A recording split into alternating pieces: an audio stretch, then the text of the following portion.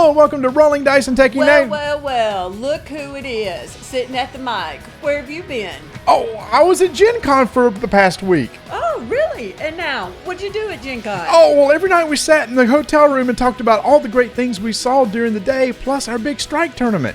Oh, well, that sounds like fun. Why don't you do an episode on it? Hello and welcome to Rolling Dice and Taking Names. This is episode number 264, Working in a Coal Mine, and I'm Tony. Ding, ding, ding, ding, ding, ding, ding, ding. Working in a coal mine, going down.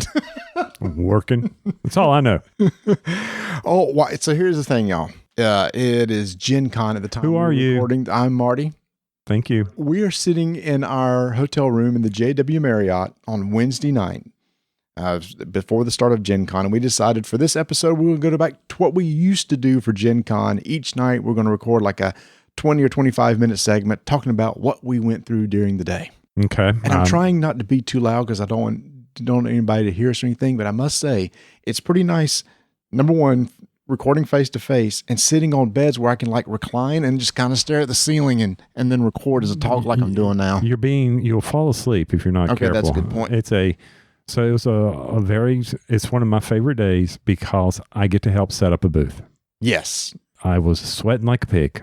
Oh my gosh. So for those who don't know, when the Holy vendors cow. set up the booth in Gen Con, they have all the doors open to the exhibitor hall so they can pull in their pallets and everything. So the air conditioner's not on. Mm-hmm. And it gets pretty warm in there.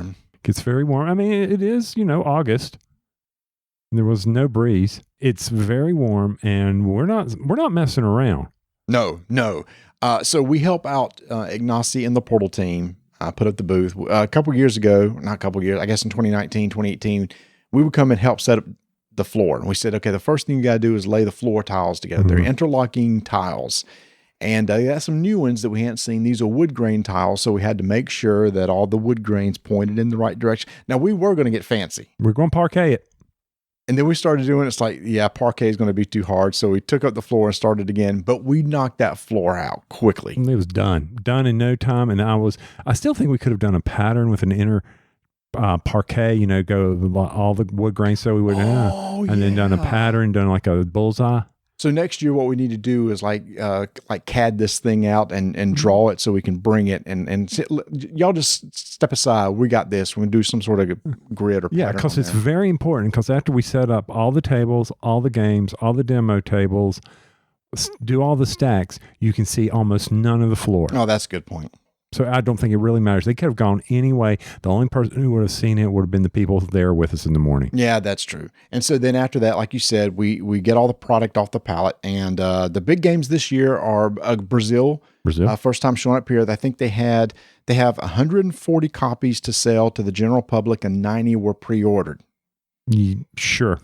I just know there were a lot of boxes. Yeah. So and then we had to get fancy with stacking the boxes. Ignacy said, I saw this. I took a picture, and he took a picture of some box stacking done by our good buddy Danny over at... Don't worry. She didn't know we were actually going to come see her to record the name of Hachette. That's why we're going to see Danny.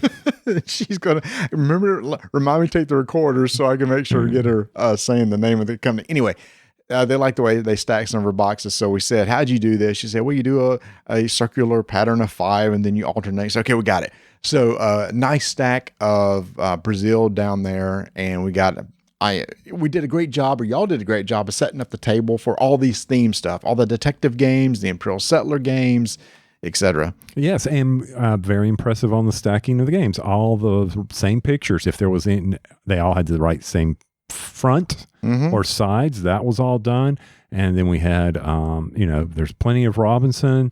By the way, you can check our Twitter feed. I took a picture of the stack after we were done if you want to see what. He was very proud of that. I was proud that he was proud of that. It wasn't just me. Everybody kind of chipped in and put it together. He had a tower, the Batman tower going up around Gutenberg. He didn't bring a lot of Gutenberg. No, they did not. I was surprised at that because Gutenberg's a solid game. And if you haven't played Gutenberg, you should play it.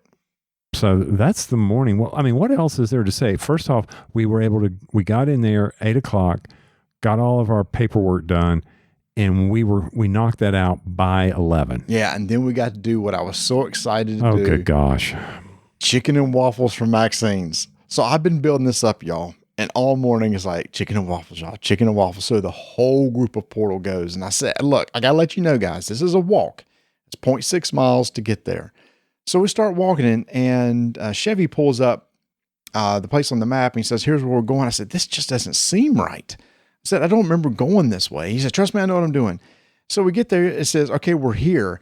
And I'm looking in this large brick building, and I'm like, this is not Maxine's. It was a Market Street. It was, so Maxine's was this standalone restaurant that you went in and you sat down and you had some chicken and waffles. Maxine's last year moved into this marketplace, like it's the North Market Origins, and they have this little, it's a food court basically, and they have this small section of the food court where you can go get it. So it's nothing like it used to be. No, it was for that walk. Everybody let you know, for that walk, it was not worth the walk. I mean, it was good, but it was not the same. You couldn't get different style of waffles. Yeah. They basically, what I think they did was they took the signs down from the old place and hung them in the Market Street, and they got a bunch of waffle makers and a deep fat fryer, and they're living off the name. Yeah, well, maybe so. And the chicken was really, really good. The waffles didn't seem the same. So I guess it's just one of those things. It's nothing, nothing can stay the same, right? I mean, things are always changing. So anyway, that everybody had a good laugh out of me making them walk all the way, but they got exercise. Like, we got 20,000 steps today. Yes, we did. And that's fine. We got our steps in, we were ready to go. So, I mean, hey, so lunch food always for some odd reason is a big thing here. And then we come back to the hall, and we're walking around, seeing people, seeing all the booze, seeing what's all the hot, making sure that we map out what we want to do. For me, it's also seeing a lot of people. I do like that. It is so amazing how many people over the past 10 years that we've made friends with, and you see them, and it's just like an instant reconnection. And it seemed like every time we turned the corner, there was somebody we knew that was just really cool. Yeah, kept losing you. You'd stop. I'd be out in front. A beeline into where I needed to get, and you'd stop, pull over, and go talk to somebody. I don't know what you were doing. I don't know. Hey, I haven't seen people in years. It was good to reconnect. I'm like, dude, we got things to do. People to not see. Let's go. We got things to do. Let's go. Because we were on a time schedule. Well, we got on a time schedule that we weren't expecting, because our strike tournament is tomorrow night, and the gracious sponsors, Ultra Pro and Miniature Market, we're giving away some product as kind of like swag or giveaways as people come in the door. So we head over to Ultra Pro, and they're setting up everything. And it's like our contact there, Crystal, said, hey, guys, here's your stuff. And it's just boxes and boxes of like 4 different styles of games, like Sweetlandia, a couple Lord of the Rings games, and a really cool Ascension two-player starter box that looks really cool. Yeah, they took the best of the Ascension cards and made them Eternals? Is that what it's called? I believe so. And it's I keep thinking about it. Hey, they took the best cards, kind of like a commander deck, but it's not. So who knows? I haven't played it. I'm looking forward to playing it. So of course, Ascensions, good, quick 2-player game. So I'm excited for that. Can't wait to see what the people's reactions tomorrow. I cannot wait to be done with it. Because to me, that is the big stress. It is going and getting this, having to take this stuff over there. We've got to figure out how to get all that over there, and then and get that out there. Plus the games we're giving away. Plus we've got games that I brought to give away just to have fun. And make sure we were good to go. Very excited. We're gonna have some great friends there. We're gonna have David Waybright and his wife. We've mentioned this before. We're gonna have the Pegs over there. So, Rob and Christina, we're ready to go. Just make this happen. You've skipped right over the hardest part of the day. I want to put it out of my mind. So, I'm sure we'll have more to talk about the strike tournament tomorrow night. Yes, going to be a lot of great people there. It's going to be a lot of fun. But our gracious friends, again at Ultra Pro and Miniature Market, said, here you guys go. It says, okay, cool. Do we need to take this today? Yes, you do. You got to get the stuff off the floor. How many boxes do you think Ultra Pro gave us total? 15 to 20? Let's see. Probably, it would have been about 36. No, 28. Like about 28 boxes. So different thing of the 4 different styles of games. They also bags and card sleeves to give away. So we have one of these little carts that they let us borrow, one of these little fold-up 4-wheel carts. Mm-hmm. Portal also had one that we borrowed too. They didn't know that we borrowed it, but that's beside the point. Oh, maybe they won't listen to this and know that we took it. Yeah.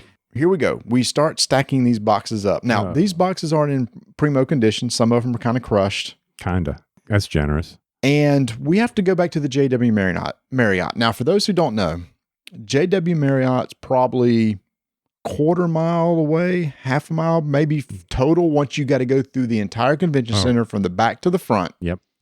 We went up the elevator to the front of the convention center, realized that's not the overpass that the crosswalk we needed to take. Instead of going all the way back to the back of the convention center, we went across to the Westin, took an elevator downstairs, and we got on the street. Pushing. And then, it took me back to the time we went, my wife, daughter and I took a cruise out of Czechoslovakia. I can never say that. Czechoslovakia? No, out of Rome. It's the port near Rome. And we had the suitcases and pulling suitcases across cobblestones. It tore the wheels slam up. And so as we were pushing these carts laden with stuff through the bricks, hey, I'm in Indianapolis, the brickyard, but it's the bricks and the uneven pavement and the dips with the manholes and stuff falling off. And then not to mention the gale force freaking winds that were blowing. It was an adventure. Nor the heat. You know, I already got swamp butt. I'm not worried about it. So we get to the crosswalks, and there's this one 4-lane road we need to cross. Oh, man. You got 25 seconds. We got 25 seconds to get across because the people that went before us, I said, we're not going to make this. So I counted. I said, all right, we got 25 seconds. So as soon as the crosswalk lit up, here we go. We start tearing across 4 lanes of road to get to the hotel. We go up the handicap. We get to the elevators. And so y'all, here's the thing. On the first day of Gen Con or the day before, elevators are swamped. Everybody's checking into the hotel and everybody's waiting on the elevator to get up. And I'm sitting there thinking, it's going to take us forever to get an elevator that's free enough that we can get into. But that one wasn't too bad. Luckily, we got in on the first floor and people were gracious enough to say, okay, you guys go. We're not going to fit. Not going to fit in there. And we got on up. So, but there was even more of a time crunch. More of a time crunch because, okay, so now we got to take the carts back. Is that what you're referencing? Oh my gosh. No, I forgot about having to take the carts back. We got to take the carts back because the Portal needs their cart and Ultra Pro needs their cart. So we're heading over and we see this poor guy. And we feel for him because we just did this. He's just got in some boxes. He was with Jesco. He was with Jasco. And he was on the crosswalk. The boxes must have been so heavy. He had them propped up on the rail and was pushing them down the rail so he wouldn't have to carry the full weight of them. So we walked up and said, we happen to have 2 carts. Would you like us to help you out? Oh, dude, that would be awesome. Amazing. So he was a really nice guy. Made a nice contact at Jasco. They're the ones that made the UFS card game that you and I used to play, and we used to tell them about that. So we go over there, we drop those boxes off. So we're off and running again, and we go by Restoration Booth, and all of a sudden, our good friend Suzanne's there. Which I didn't even see. I was zoned. He was gone. So I stopped and talked to Suzanne for a little bit. And in the meantime, while I'm doing that. So I get Ultra Pro over there, talk to the Ultra Pro, to Crystal. Everything's good. Then I go back, and I see an email. Well, and I go over, and I said, well, Miniature Market hasn't told us that those things have come in. I need to go check those things. So we ain't talked about that. So they're the everybody is getting one of their really nice card cases. Yeah, the 200 plus card case, I believe. Yeah, the big square ones. Oh, I think he holds even more than 200. Yeah, so like 600. So we're going to be giving those out at the Strike tournament. And she goes, "Yep, we've got them." Okay, here's the time crunch. At 5 p.m., we need to be back at the JW Marriott to begin the World Cup Championship battle that I participate in with Ignacy and a whole bunch of other incredible people and Chevy Dodd. Incredible people and Chevy Dodd.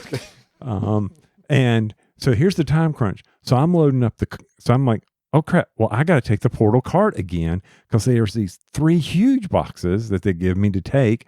So I'm loading up the cart and finally you decide to show up. I'm like, what are you? Okay. So I call him and he's like, yeah, I've got the boxes. I said, oh crap, let me help you out. So as soon as he walks out of the exhibit floor, he'll hook up again. What door are you coming out? I don't know. I'm pushing stupid boxes again. So at least this time we know exactly where in the convention center to go to get the right elevator to get across, so we ain't got to go out on the street. Yes. Everybody's ringing us. Where are you? Where are you? Where are you? You tell me, look, I'm going to take you. You're going to take the boxes up to the room. You say, go tell them that he's on the way. So I get there, and Ignacio's just sitting with their arms folded. Where's Tony? Where's Tony? I said, he's coming. He's coming. And man, he was pacing. He kept going outside the room looking for you. I had to like draft a team for you or something. Good job. They told you to pick red, didn't they? No, they just said France or Belgium. Yeah. Okay. We'll talk about that in a little bit. Okay. Anyway, so finally you show up, you start playing that, and I get into my first game of Brazil. About time. First, tell us about World Cup.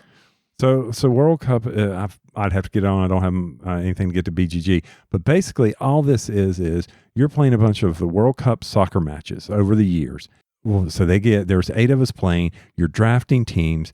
And depending on the team you draft, you'll get a certain place to play into and go through the World Cup. And the way you play this game is you got a hand of 3 cards. You play this card, and it's either going to be like a goal or an attack card or a defense card. And nobody's explaining the rules to me, but it's not that hard to figure out. Come on. It was not that bad. And so you're sitting there and you're trying to basically play your cards so that your teams advance to the next stage. And you do that by scoring points just like in World Cup. How many points did you score in your matches? I'm playing this. I'm finally catching on to all the cards that are going on and what I needed to do. So, because the last time I played this was 2019, and 3 of my teams made it through the first round. All right. Ignacy, he holds the grudge. Okay. So I'm over there playing Brazil, and I'll give a little synopsis of that in a second. But I hear was it you or Ignacy said, like, depending on how this dice roll goes is whether we keep our sponsorship with Portal or not. So he makes it, and it was the dice, and it was also the fact that if things don't work out well for him in the next round, because I'm going up against him, he's like, yeah, if you beat me, you're out. Because he's never won this. And it's he's like, and you kicked me out last time. You had no clue what you were doing, which irritates him. And you beat me last time. Because that's what it is. It is, you're playing cards. I love the game. I wish it'd come back. There's not that, I mean, there is strategy there. But yeah, when you roll the dice to determine maybe additional goals, that's what, can make the game kind of random. But other than that, I mean, we have penalty kicks. It's a lot of trash talking. It was. Y'all were pretty loud as we were trying to learn Brazil over there. But the best thing is he finally won. Ignacy finally was the World Cup champ. So everybody can rest easy now. So it's been 8 years? I guess. Yeah. 2013, Joel Eddy was the first champion. Yeah. He won a couple years. They have like a little trophy with like a key ring on it with pictures of who won each year. It's really cool. Yeah. So he won with England. I made my teams, 3 of them made it through, 2 of them made it through, and then I lost I didn't even make it to the finals because I think I had a target on my back. But that's World Cup. Enjoyed playing it. Now, Brazil, what'd you think? Yeah, so I see what you're saying. This is a very simple game in that on your turn, you're going to take one of several actions, but those actions there's a lot going on. There's a lot can really change in the game. I see why it's called a Euro X. You got a random map that's generated. You have a capital city you start at. You can deploy units out. You can build up things on tiles, like, for making wood or like a sawmill or getting cotton or stuff like that. And you can turn those in for different things. And so you can explore, you move your people out to explore different areas. You can expand, you can actually fight against others, but it's not die roll combat. It's just kind of, you get some fight cards when you deploy your army. You get some combat cards that can be used that when you combat, you can play those cards to increase your strength or whatever. But there's just a lot going on, because then there's ways to upgrade each of your actions and make them better. There's paintings that you can collect that can do special things for you. So after my first game, I realized I need to play a lot more. Yes. I mean, and there's a lot to it as you, that's how that worked. Oh, this building up or rejuvenating one of the sawmill. Yeah, like one of the actions is rejuvenate, which is to replenish an existing tile or flip the tile over, and it does something different for you. It does something different, gets you more victory points, but it gives you different resources that may not be what you need. So there's a lot of synergy with the resources that you have to figure out, whether you upgrade, what is your in-era goals, because so you have 3 of them. I like that. Yeah. I like and that. You have a special power. And yeah, that's right, because it has, because each person's unique. They have a little special ability that makes it, like I was Napoleon. Oh, you're the warmonger. Yeah, and I didn't do it well because I didn't warmonger at all. Okay. Yeah, so I didn't take advantage. I mean, here's the thing. We played, the person who won by he got like 67 points. The rest of us are like 55, 54, 53. So it was all pretty close. And that was 2 of our first games that went to play. So it wasn't too hard to learn, but there's just so much going on that's definitely, this is one of those games, if you're interested in playing, don't feel like that after one game, you feel like you got a handle on it, because I just don't think you will.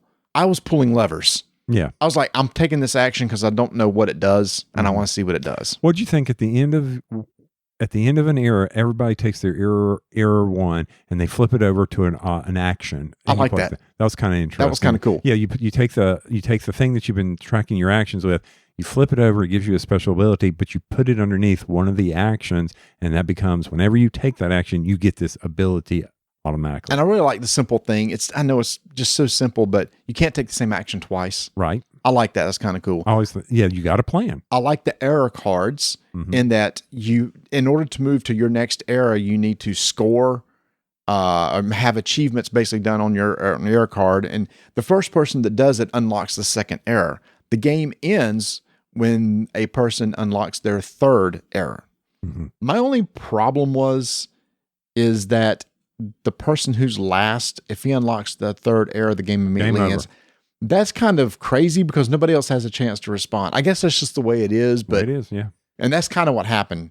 And after the 3rd person went, the last guy said, "Guys, the game's getting ready to be over." I went, "Dang it, I thought it was." So, but no, you do have to plan very well. I think as you play the game over and over, you will know all the era cards, and you'll be able to see what's going on, what someone's doing. Yeah, I just wasn't sure what he was working on. Right. Because they're all so different. Yeah. So some of them are like, I got to get X amount of units deployed, or X amount of 3rd era buildings built, or X amount of paintings obtained, etc. So I can't wait to get a copy of it. I think our game group's really going to enjoy it. And the paintings give you special abilities. Like if I build a sawmill, I get an additional piece of wood, or I build a farm, I get an additional fruit. So, there was a debate on our Discord about the difference between a tomato and an apple and how I got it all screwed up. Whatever. I'm tired. It is. All right. So why don't we just go ahead and wrap up day one. And the con hadn't even started. So tomorrow we're going to start going around and seeing different things. And before we finish the day 1 discussion, I totally forgot. We have a contest, which is kind of cool. Somebody reached out to us and said, "Hey, would you like to sponsor some sort of contest where 5 of your listeners can win a Sonic the Hedgehog 2 movie Blu-ray?" I went, "That sounds kind of cool." And I said, "Can you be the one that ships it out?" And they said, "Oh yeah, we'll do that for you. You just give us the name and addresses." And I went, "Awesome." So what is on the line here is your chance to win a Blu-ray of the latest Sonic the Hedgehog movie, number 2, which I saw and I enjoyed. Did you see it? I've never seen Sonic 1 or 2. Watch Sonic 1. Okay. For a video game movie, it's actually pretty good. Okay. And so here's what we're going to do. We're going to run a special contest. Tony will create a little contest form. Simple. Give us your name, an email contact address, and answer this question. What is your favorite Sonic the Hedgehog game of all time? I didn't know there was more than one. There's tons of them. Well, there's the racing game and all that. That's what I mean. Okay. There's a bunch of Sonic theme games, Sonic right? Theme games. So those are the ones. You pick from the Sonic theme games. Okay. Yep. All right. So make sure to check the links in the notes. Go enter. The contest will end on August 30th. And at that point, we'll pick 5 winners, contact you, and hand your info off to the people that will send you your copy of the Sonic the Hedgehog Blu-ray. And now, I think we're going to hit the sack, because we got to get up early in the morning to actually start the official start of Gen Con 2022. Hey y'all, we just talked about Ultra Pro. They're super nice. Super nice to us. And we found out today that after every time one of our episodes drops, they get a spike in the affiliate link that we have for you to use and go out to their site and get product. Thank y'all so much for doing that. That's really cool to support our sponsors like them. They are a great company. They have some great products. It's really cool seeing their really nice booth here with all the sleeves and the games and everything they have. And I just can't reiterate enough. Don't forget, if you go out to their website and order anything, make sure to use the code RDTN and get 5% off your order. And again, for those who have, thank you so much. Or if you want to, just click on the link in the show notes or the link on our website, rolldicetakenames.com. Use that affiliate link, code RDTN, 5% off. So for some great products. And once again, thank y'all for your support. It means a lot. And they've told us, it's like, hey, as long as people keep clicking, we'll keep supporting. It's Tuesday night, about 5 before midnight. Let me ask you a question, Tony. Do we cut to the chase and give the results, the strike tournament, or do we wait till we get to and tell the whole story of how the whole event went? Well, first off, it's not Tuesday night. Did I say Tuesday? You said Tuesday night. You know how when you go to conventions and you just totally lose track of days? No, it's Thursday. It's okay, Thursday. It's Thursday night. It's Thursday night. We had the big strike tournament. Mm-hmm. Absolutely. Big gathering for rolling dice and taking names. Yep. I'm fine however you want to play it because there will be much said about the results of the tournament. Oh, okay. Well, since you've already said that, I will say that for the first time, this is the 4th annual, I believe. Yes. After 3 years in a row of Gladiators in an Arena winning, it has happened. First time ever, Dice in a Bowl is the current reigning champion. We are the champions, my friends. I will let you go ahead with that and just say that, just like some of the greatest games ever played, for instance, like the Black Sox. Sure. Inflategate, the Tampa Bay Buccaneers winning the Super Bowl. It's amazing what you can do when you buy a championship. All right. Yes. So stay around for this segment because we'll cover that at the very end. But this morning we got up. Thank goodness. And we had to finish kind of getting stuff together for the strike event. We had to go get another case of the card organizers, stuff those full of games. And while we're doing that, something really bizarre happened. We're doing that, and all of a sudden we heard pow! And the little fridge door flung open, red liquid spewed out all over the place. Like, oh my gosh, what just happened? Just so happened I had some Cheerwine Zero drinks in the fridge. It was not inside the little freezer compartment, but I guess when you rest those up against the edge of the freezer compartment, they're going to freeze. It froze and exploded inside the refrigerator and blew the door open. So one thing about Cheerwine is really, I don't know how much CO2, but it is probably more, it has more of that CO2 or whatever gives it fizz than any other soft drink. When I open a 2-liter bottle, I always open it over a sink because it is very powerful. But yes, we did. We had a minor explosion, and as you stated, they're going to think somebody died in here. Yeah, because we cleaned it up with some white towels, nice hotel white towels, and it looks like blood. Mm-hmm. But then you go and throw the ice in the tub, and you don't rinse the tub. And I'm thinking, well, definitely think somebody died in here. Because there's red stains in the bathtub. So I'm rinsing it out. I'm thinking, what was he thinking? Oh, my gosh, yes, they will investigate I had to this. put the ice somewhere that picked up. But rinse it. Rinse it out. Oh my gosh, this is not hard. And I'm sorry for my voice. I did during the strike tournament. I was doing me. I was yelling. Yeah, it's my voice is kind of gone too. So yeah, we had this slight explosion. We got that cleaned up. Then we got down to the hall. Today was the first day. It's always fun to walk around first day and just see what's going on. And then you have the hall doors open and people come rushing in. It was definitely a lot of people here. I don't know if it is as crowded as we've seen in the past. No, I feel like the aisles are larger. The spacing's a lot better. They've got all this blue carpet down because we were walking on the concrete, so it's more comfortable. Yesterday we were walking on concrete, Yeah. but they always put carpet down. Do they? Oh, yeah. I don't remember. Yep. Carpet's mean- always on the floor. I'll admit there's not trash cans in all the intersections, which is a big help. Helps traffic flow. You mean it's a bad thing to have the trash cans? Yeah, 'cause trash it cans. blocks, yeah. The intersections are always bad, but overall, I felt like there was plenty of space. Right. And again, there's a lot of people here. Don't get me wrong, but it'll be interesting what the numbers are. I don't think it's as big as it was before the vid. It does not feel like 2019. Nope. No, where you can't even, when you get that congestion, it's like a traffic jam and you just can't move. Right. And you don't want to be in that place. Yep. And you're just like, I need out of here. I don't need to be in there.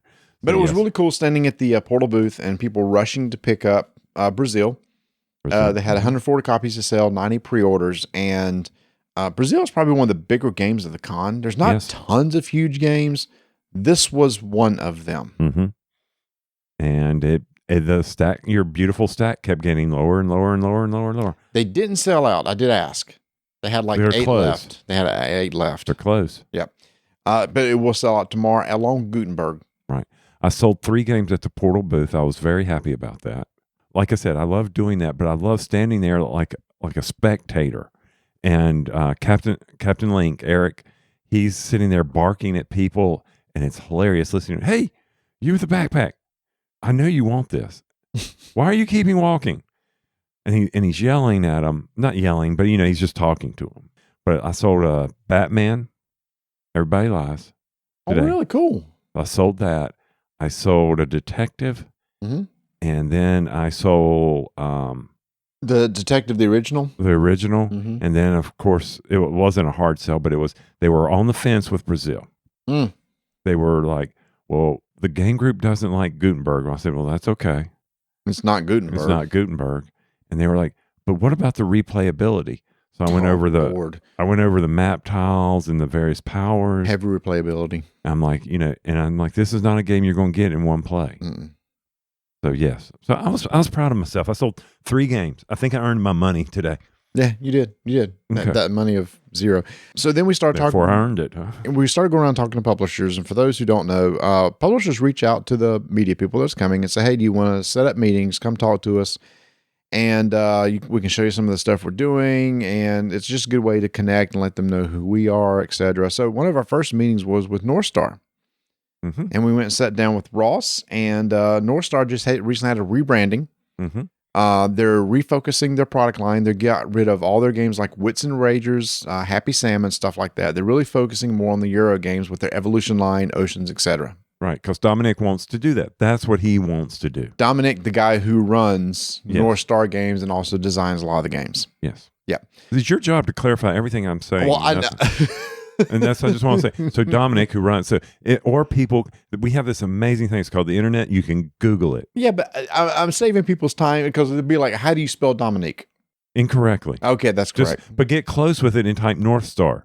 That's true. Amazing how that works. So they also did Paint the Roses, Paint the good. which is now out in retail. Mhm. So if you want the retail version, it is a lot cheaper than the deluxe, and an amazing game, very popular game. So that is exciting. They told us about a Kickstarter that's coming to Oceans. It is a small box expansion called Legends of the Deep. And I thought this is really cool. So it's just a bunch of mythical creatures that you're going to draft at the beginning of the game. And you're going to have 4. And during the game, you can pay to put a creature into play, and that creature will affect everybody on your side of the table, all your other creatures. But at any time, you can remove that creature and play one of the other creatures from your hand. So I like that because you can change the strategy of the game. And you don't lose them. And you may want to go back to it. Yep. So as your evolution continues in the ocean, you may say, okay, I'm now going to shift focus because I got 8. Right. Somebody's come over here and they've chowed down on me. Now I need to go back to another type of strategy. Yep. And all these creatures are based on mythology from all around the world. The artists are from all around the world. Very cool cards, very unique concepts on all of them. So I was like, okay, this is cool. I like this. And Ross told us it doesn't really change the basic rules of the game. They didn't. So he said the game isn't. There's enough there with it as it is. It just adds these other cards that come into play. Again, it's going to be I say Kickstarter, crowdfunding. Because I got to start using that because there's so many crowdfunding platforms today. So anyway, look for that. It's going to be a very small box. It won't be a big deal, but I think it could add a lot to the game. After that, we went and got to talk to Asmodee, which is cool, with our good buddy Alicia. Meeting her for the first time, which was super exciting. Very nice. Very nice lady. She did an amazing job of a tour. She was like a product tour. Come follow me, she said. And she said, here's the table with this game. Follow me. Here's the table with this game. I'm trying to think of what games kind of stood out on that little tour. Well, you're right. She did an amazing job. We're walking here. She was holding the sign up, so we knew we wouldn't get lost. No, she wasn't doing that. But we kept interrupting. We would see games that we were interested in, and she would stop and talk about them. Like the first one that caught my eye, because I had heard about it, it's been out, is Canvas. Yeah, which I knew nothing about. Okay, so Canvas, you're trying to put a painting together and score victory points. That's really it. But what is interesting is the canvas are these clear plastic sleeves that you insert in, and they build a picture. Or it looks like Mystic Veil. Mystic Veil, thank you. Yeah.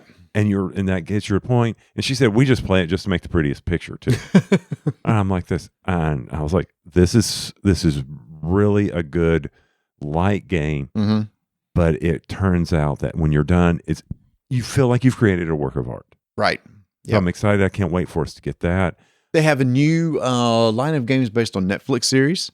They're lighter games, but there's one based on Stranger Things, one based on Squid Game, and the one on Ozark. Right. I've watched 2 of the 3. I have not watched Ozark. So it's like in Squid Game, you're playing the. Is it 2 teams? She said, because I've never seen these games. Yeah. What's the dumb first game? It's red light, green light. Red light, green. Okay. Yeah, it's based on red light, green light. Yeah. And Stranger Things, it's like a trader mechanic, a hidden trader mechanic. They said. So they showed us that. What else did we get to see? Oh, I was kind of interested in this Zombicide Roll and Write. That was interesting. Yeah, a co-op game where you're working together to kill the zombies. It plays in about an hour, and you have these characters, and you're marking off zones on a map in order to try to encompass and kill zombies. There you go. Yeah, it looked kind of cool. Yeah, a cooperative rolling, right. And so think of cartographers. You know how you in cartographers, but that's not co-op. I know, but what I'm saying is when you're doing instead of a roll and write, you're filling in various shapes and things like that. So think of it trying to do that. We got to see Gamegenics thing that we're very crazy about their trays. Yeah. I mean, obviously Ultra Pro is our sponsor, but Gamegenics has some really interesting, and one of them is one of their trays they just announced. It's a tray that has a cover, and then inside of it's a bunch of smaller trays. One is the perfect size for holding cards, and then some other trays that can kind of fit into a little puzzle piece however you want it to. I thought it'd be great for game night for like holding tokens and stuff, but it's also really good for LCGs because they had like Arkham Horror there showing, all the tokens in there along with the deck of cards. Yeah. More to come on that or more to watch on it because there's a few things that I was like, yeah, but if I can't buy the individual, you can put all the pieces, you can figure out how to put them in there and the various designs, but how are they going to allow you to get the individual small little box, medium box, big square box? You mean and they said right now they're not going to be offered those individually, but I think they're dirt cheap. They're like $13 to $15. It's not dirt cheap to this kid. Well, but you could buy a couple of them and you could mix and match and get a lot of the smaller boxes into one box from the different pieces. Yeah. Then we saw the more to come. I got to see the Scooby-Doo game, but she couldn't really tell us about that because I think Come On's going to be carrying that. And then we walked over finally to the area where I'm very excited about, and that is the Ticket to Ride area. Yeah. So we got to see the new racing game. Yes. And it just left my mind on what it's called. Mine too. We're going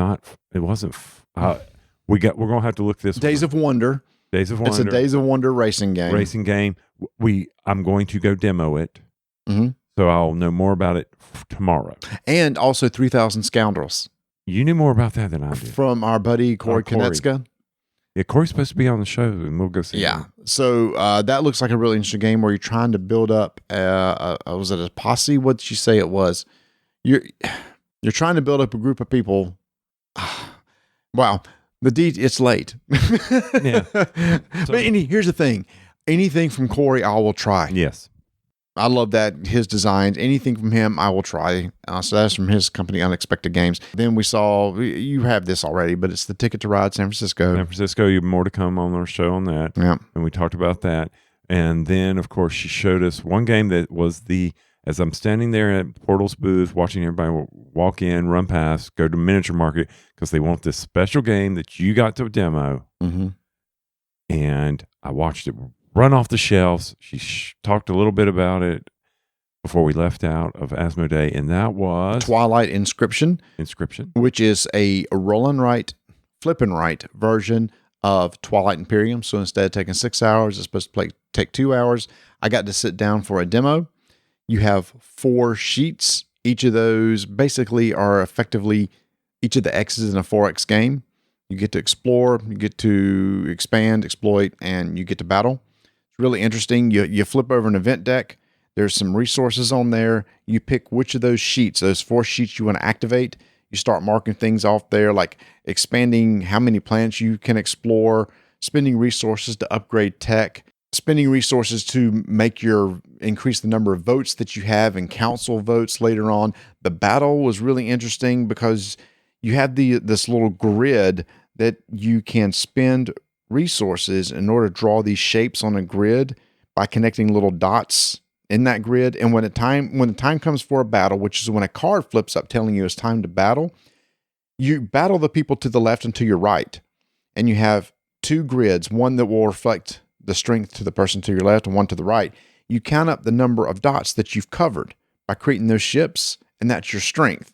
Okay. You compare your strength to the person to the left on one grid, to the right, and whoever wins, you get like some victory point. If you lose, you get -1 victory point, or you get some special bonuses and stuff. So it's very typical roll and write-ish, where you're spending resources to unlock things. Those things you unlock can make things better for you down the road.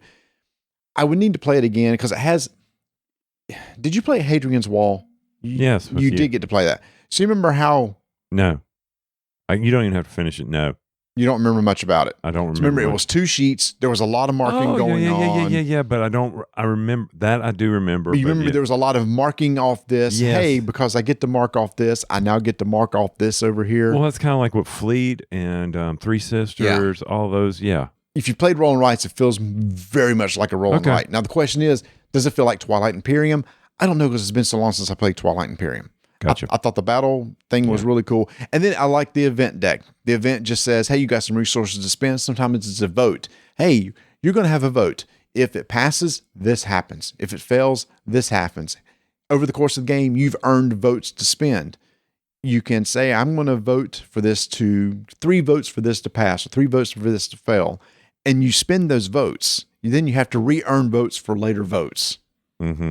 Whole goal is victory points. Once you work through the entire event deck, whoever has the most victory points wins. Okay. And the designer of the game is the one that taught it, did an amazing job teaching it. And I said, that was really good. I wish I could remember how to do that. He said, you don't have to, because he said, basically, there's a learn to play guide in here. He said, it walks you right through the game. I recommend it tells you how to set up the deck, and it walks you through each of the cards, which kind of opens up the game before you.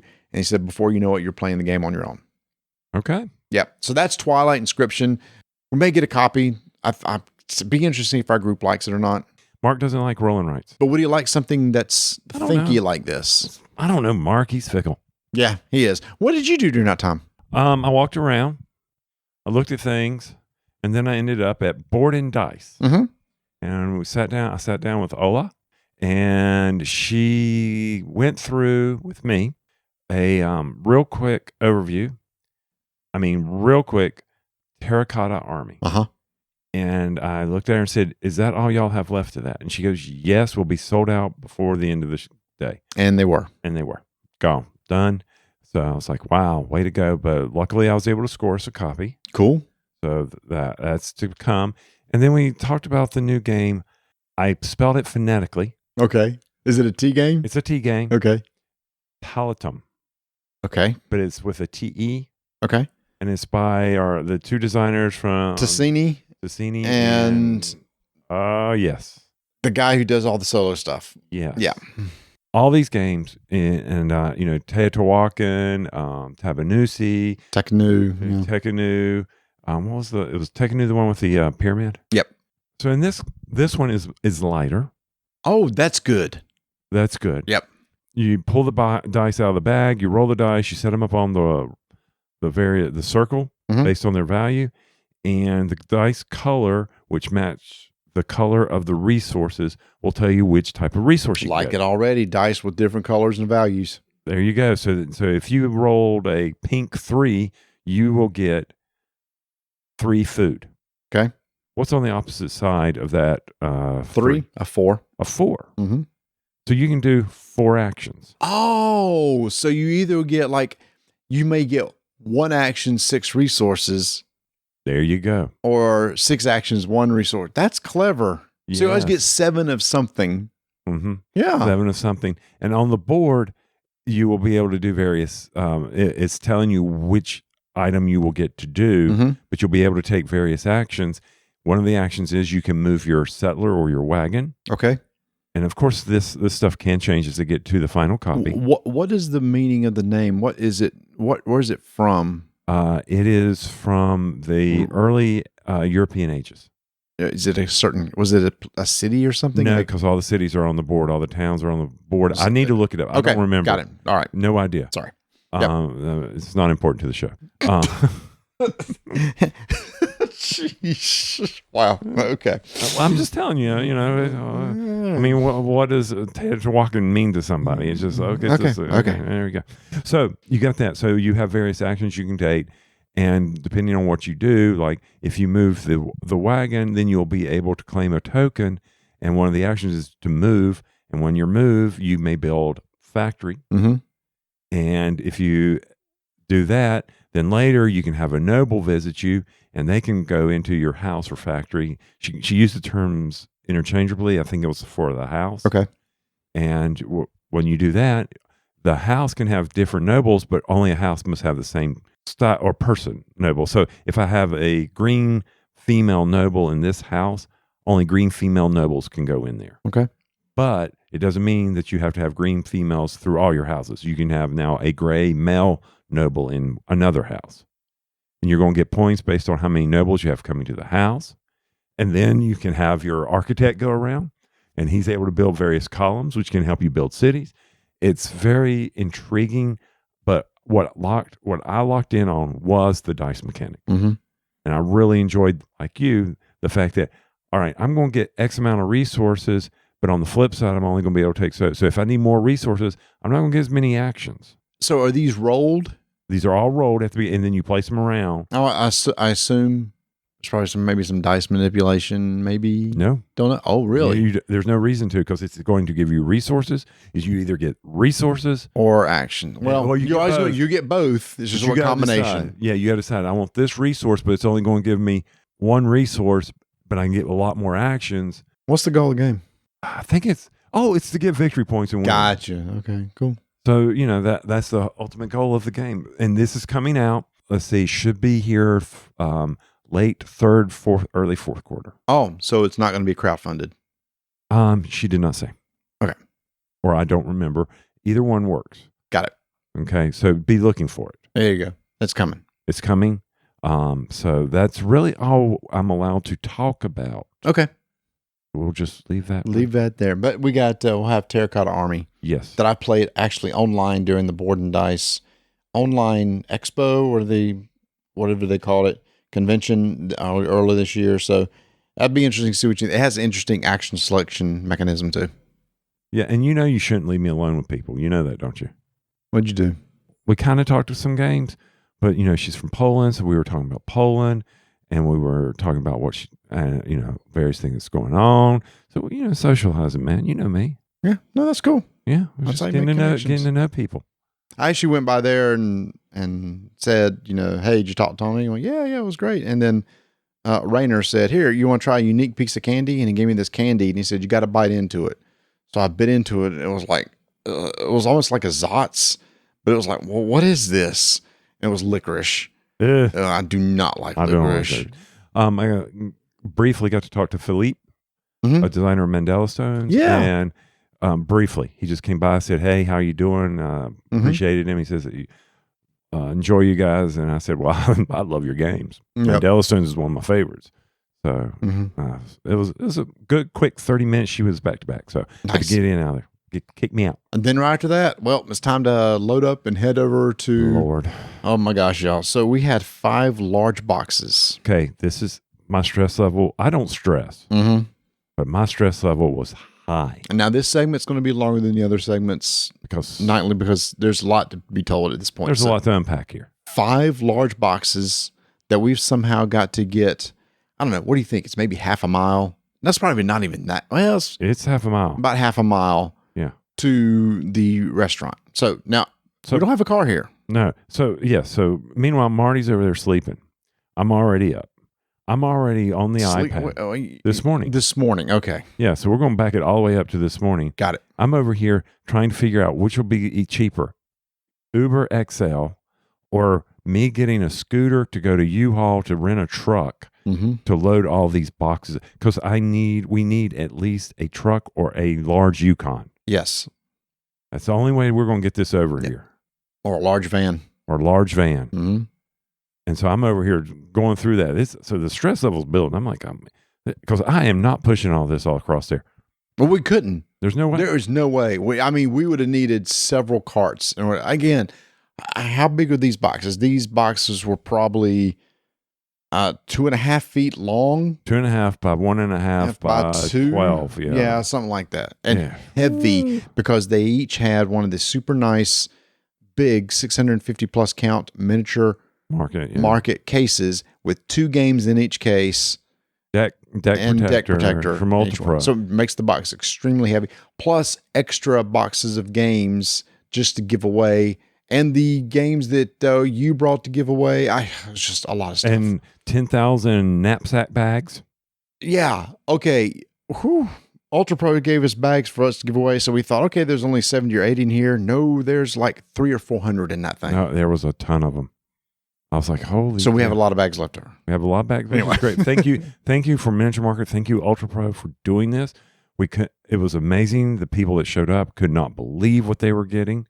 They were very appreciative of it, but that's jumping ahead because meanwhile, while we're in the convention center and we head to lunch, it's pouring down rain. Yep. Stress level jumps up just a little bit because now we got to do this in the freaking rain. Mm-hmm. And because you look at your weather thing, what's it going to do? What's it having? We're at 50%, 60% is rain. But as quite often is like, they don't really know because actually there was no rain. There was no problem. There was no problem.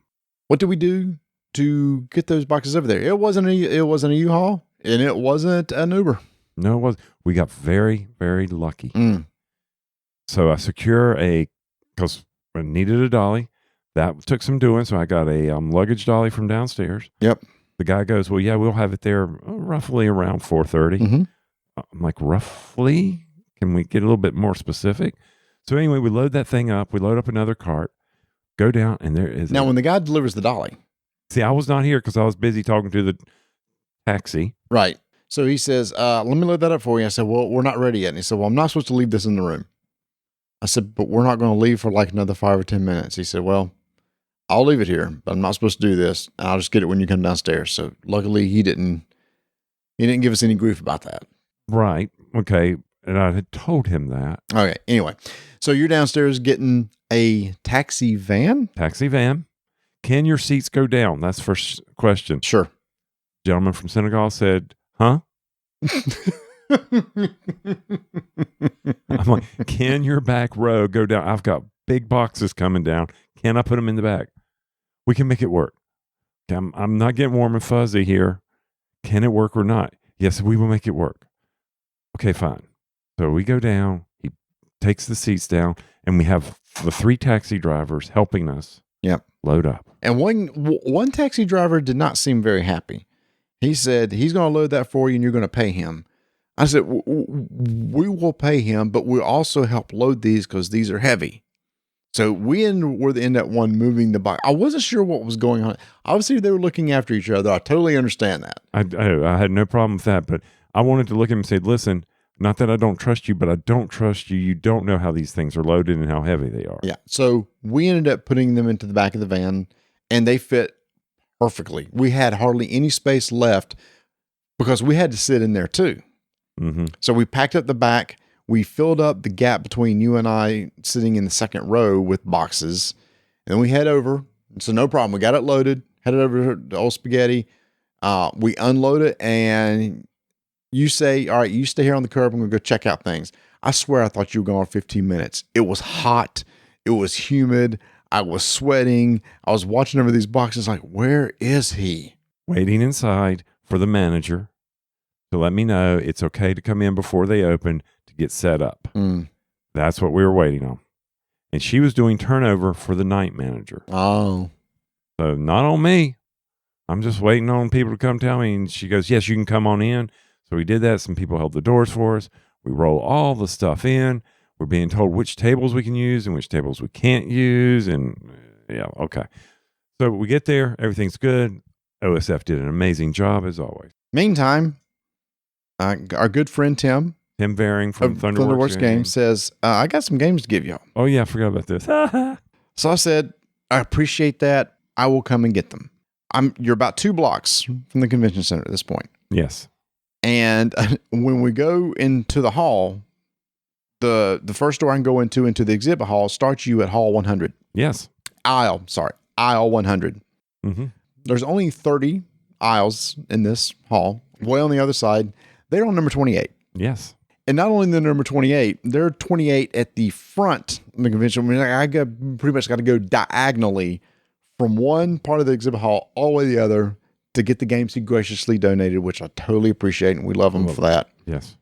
Get them back, and by that time, people are coming in the door by the time I get back. By the time you get back, but our good friends Chevy Dodd, Ben are helping me out, get everything going, getting people checked off, and people come in. They get a bag. They get the games. They get the case. They pick a sticker of which side they want to promote, and then they sit down, and we begin the event. Great food. We start rolling some dice, taking some names. Yeah, each table basically plays a game of strike. Mm-hmm. The winner of each table will proceed to the semifinals. Yes. And then we'll have the finals after that. So the goal is that we would have hopefully about even number of Dice in a Bowl reps and Gladiators in Arena reps to play in the semifinals. One semifinal for one group, one semifinal for the other. So we have our meal. Again, the meal's fantastic. Old Spaghetti Factory, you're not going to listen to this, but you did an amazing job. Amazing wait staff. Thank you so much for doing that. So we get to the semifinals, and there are, was it 12? How many semifinalists were there total? 11. 10 or 12? There were 11. That's right. There were 11 tables. Of the 11 winners, only 3 were Dice in a Bowl. So this was not looking good. This was not looking good at all. So Tony says, well, fine, I'm going to assign 2 Gladiators in the Arena to come to play with those 3. I said, well, wait a minute. What if they win? There are no reps in the finals for Dice in the Bowl. He said, we'll figure it out. We'll just split them up and tell them what they want to do. I said, but people may be passionate about which team they want to play on. I will work it out.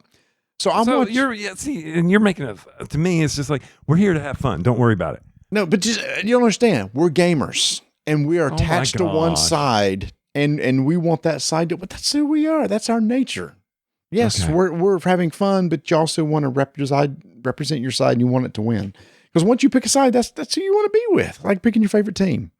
So your team should have been better represented in the semifinals. Okay, but anyway, so I'm over there watching the semifinals, and one by one, the Dice in the Bowl champions lose, leaving 2 Gladiators and Arena champions to move on to the finals.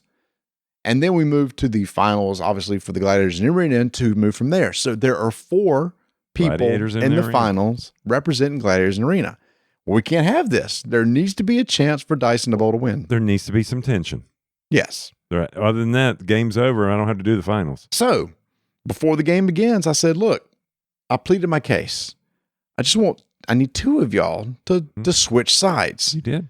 To go to the Dice in the Bowl side and give the Dice in the Bowl a chance. None of them were having any of that. No, they weren't going to, which surprised me. Yeah. None of them was like, no, I'll do it. I thought somebody'd be like, I don't really care. I'll just do it. It was like somebody went up to them. Oh my gosh. And mentioned to them to make sure they made it worth your while. Wait a minute. I don't know who would have done that. Did you do that? Okay, this is the first time hearing this. You let them know? I didn't say that. I simply say, do not falter on your beliefs. If you're going to do that, you make sure they pay. Y'all, I didn't know this. I didn't know this was happening behind my back because I started having the grease in the wheel. I started pulling out some games and I said, look, I'm going to offer this game for somebody to switch sides. No takers. Pull out another game. No takers. Pull out another game. No takers. There were like 5 games sitting on the table. Nobody was jumping. However, out of the blue, was not expecting this. Mike from Ravensburger is there, a good friend of ours who helped to kind of relaunch Strike. He said, here's the deal.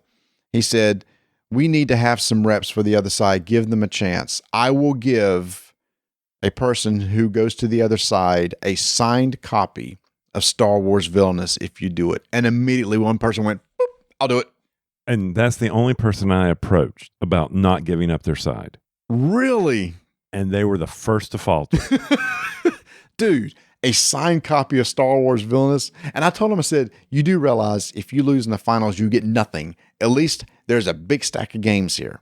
So they took it and it's like, oh man, I'm about to run out of games at this point. So I started trying to, I said, I just need one more person. I start offering and offering more. And finally I said, all right, look, here's a whole bag of Thunderworks games. Which, yeah, here's my lottery ticket games suddenly are now part of your greasing the wheel. I'm like, what the heck is happening here? I was reaching into the pot of the games we were going to give away. Right.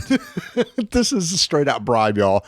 100% bribe. Once I put that on the table, especially when you put lockup on it. Another, lockup is the one that put it over the edge. Lockup put it over there. Whoa. I thought I was going to lose all of them. A young lady said, I'll jump. So we have Dice in a Bowl, 2 of them versus Gladiators in the Arena, and the game begins. And I'm pulling for one person. Our good listener, good friend, Jerry. Yeah, he's awesome. I was pulling hard for him. First one out. The crowd's getting excited, y'all. There were some amazing matches of the bowls being cleared, having to throw in the dice, staying alive. And it was kind of anticlimactic in that the next person out was the other Gladiators in the Arena, which means I won. We were going to win. Now, they went ahead and played to the end because we needed a final champion. Didn't matter at that point. They were both deserved it in my book because for the first time ever, Dice in a Bowl represents us for the year. So that's what this game is. Nothing but dice in a bowl. But I pulled a New York Yankees and basically bought a championship. Black Sox, Tampa Bay, and Floodgate. You did everything you could. So as we do in any game we play, we always put an asterisk on it. And this one's got a big old asterisk on it. Because I'm just like, this is the biggest old butthole thing I've ever seen in my life. The one person I say don't jump sides, they do it. I'm just like, you gotta be kidding me. So then we hold after the anticlimactic win of Dice in the Bowl. We raffle off all our prizes. Everybody's there. Everybody's able to take the extra things from Ultra Pro. Yeah, so we have a bunch of extra games. We said just don't be greedy. Take games. No, I'm saying you better be greedy. Yeah, you better be greedy. Don't be greedy. Don't be bashful. Don't be bashful. That's right. Bashful. Yeah. Because I mean, greedy's fine. Yes. So I mean, some of the game. I mean, one Ascension. Eternals. Yeah. And 2-player where they've taken the best of Ascension cards. That was good. That's a good game. Great game. Everybody was talking about that. Yep. Their Lord of the Dice, Lord of the Rings Y'all, game. At this point, it is now 12:32 and way past our bedtime. Lord of the Rings games that they have out there, amazing games, and then of course Portal donated some amazing Empires. Empires of North, Imperial Settlers, a detective, and then of course Thunderworks donated the games we've already talked about. Ravensburger gave us over 30 copies of Echoes and Restoration Games. Gave us some games. Ravensburger, the Great British Bake Off, and I can't remember them because I basically they gave them to us early this morning and I was lugging that box around. So I really didn't look into it. I mean, thank you, Paula. Thank you, Mike. Thank you, Justin. So, and thank you to everybody who attended. We couldn't have done it without you. We had a couple of special guests we'd mentioned. Blue Peg, Pink Peg, and Man vs. Meeple were there. They helped promote it to their audience, and some of their audience came over because they wanted to see them. They had a couple from Man vs. Meeple come over, wanted to sit with them, and they said they had a really good time at the end. Several people told us, they said, hey, this is the event I love to attend every year. It's always fun. And you know what? We try to make it worthwhile. It's a couple hours worth of fun. For $25, you get a full meal. The prizes, the door prizes we gave away probably totaled $50 in value total between a couple games and that, and the case and the sleeves and everything. So you definitely work out what your money's worth, and hopefully people had a good time over there. And probably one of the big hidden things that not many people are going to know about, but our guys do, are the people who attended, is that Ravensburger is giving out through the first 100 people strike. Yep. Oh, on Sunday. Sunday. Yeah. So we let them know that if you don't have a copy of Strike, be one of the first 100 people to their booth on Sunday. Of course, this won't matter for people listening now. They're going to You're absolutely right. Yeah. give away a copy of Strike, which is cool. But everybody I talked to, there was this one group that had never played Strike. And I basically told them, all this is a game where you're going to be chucking some dice and drinking beer. And they loved it. They didn't. They said, well, why did we not know about this? Right. I said, because it's not a gamer's game. It's just a fun game. So we had a big time. So that was it. We then got to spend time with one of our favorite publishers, Inside Up, Connor. Connor and his whole gang, and Greg, his whole team. and yep. Talked forever with them. That's why we're late. That was fun. Yes, it was. It was. Now that it's over, there was a lot of tension. There was a lot of stress to get it, but once it's done, now we can just rest easy. The rest of the con's going to be a breeze now. Yeah, I don't have to schlep anything in. No. Don't have to plan anything. No, it's going to be a piece of cake. We got some amazing people we're going to be meeting with tomorrow. You're going to hear about. We're going to get to play through Mosaic. So we'll talk about that. I forgot to mention. Yeah, Simon from Forbidden Games. Oh yes, my gosh, he gave Lizard Wizard. a copy of Lizard Wizard. Yep, Forbidden Games. Yep. Yeah, or is it Forbidden Island Games? Why do I always get that confused? I don't know. Forbidden Island is a game. It is a game for Matt Leacock. Yes. Yeah. Maybe y'all, that's why. It's late, y'all. But anyway, thank you. And also, Glenn's so excited to get to go see Glenn Drover tomorrow. And the War of the Ring card game demo that you and I are going to get to play that I'm super pumped about. Yes. Oh, so anyway, y'all, we got to get to bed. I know this second segment was a little long, but Dyson Bowl, our champions, even though I had to buy it and it was expensive. It was very expensive. Hey, like I said, the New York Yankees don't care when they spend all that money on the free agents as long as they get that trophy. I'm the same way, baby. You enjoy your Bask in your glory now. Bask, God. Bask in your glory now, and then we'll just deal with it later. We know who the true champions are. It's 3-1. It's 3-1. Yes. So there we go. And even though there's an asterisk, I'll still take a 1 with an asterisk beside it. But that's exactly what Sammy Soda and Mark McGuire Sammy Soda? Who was it? Sosa.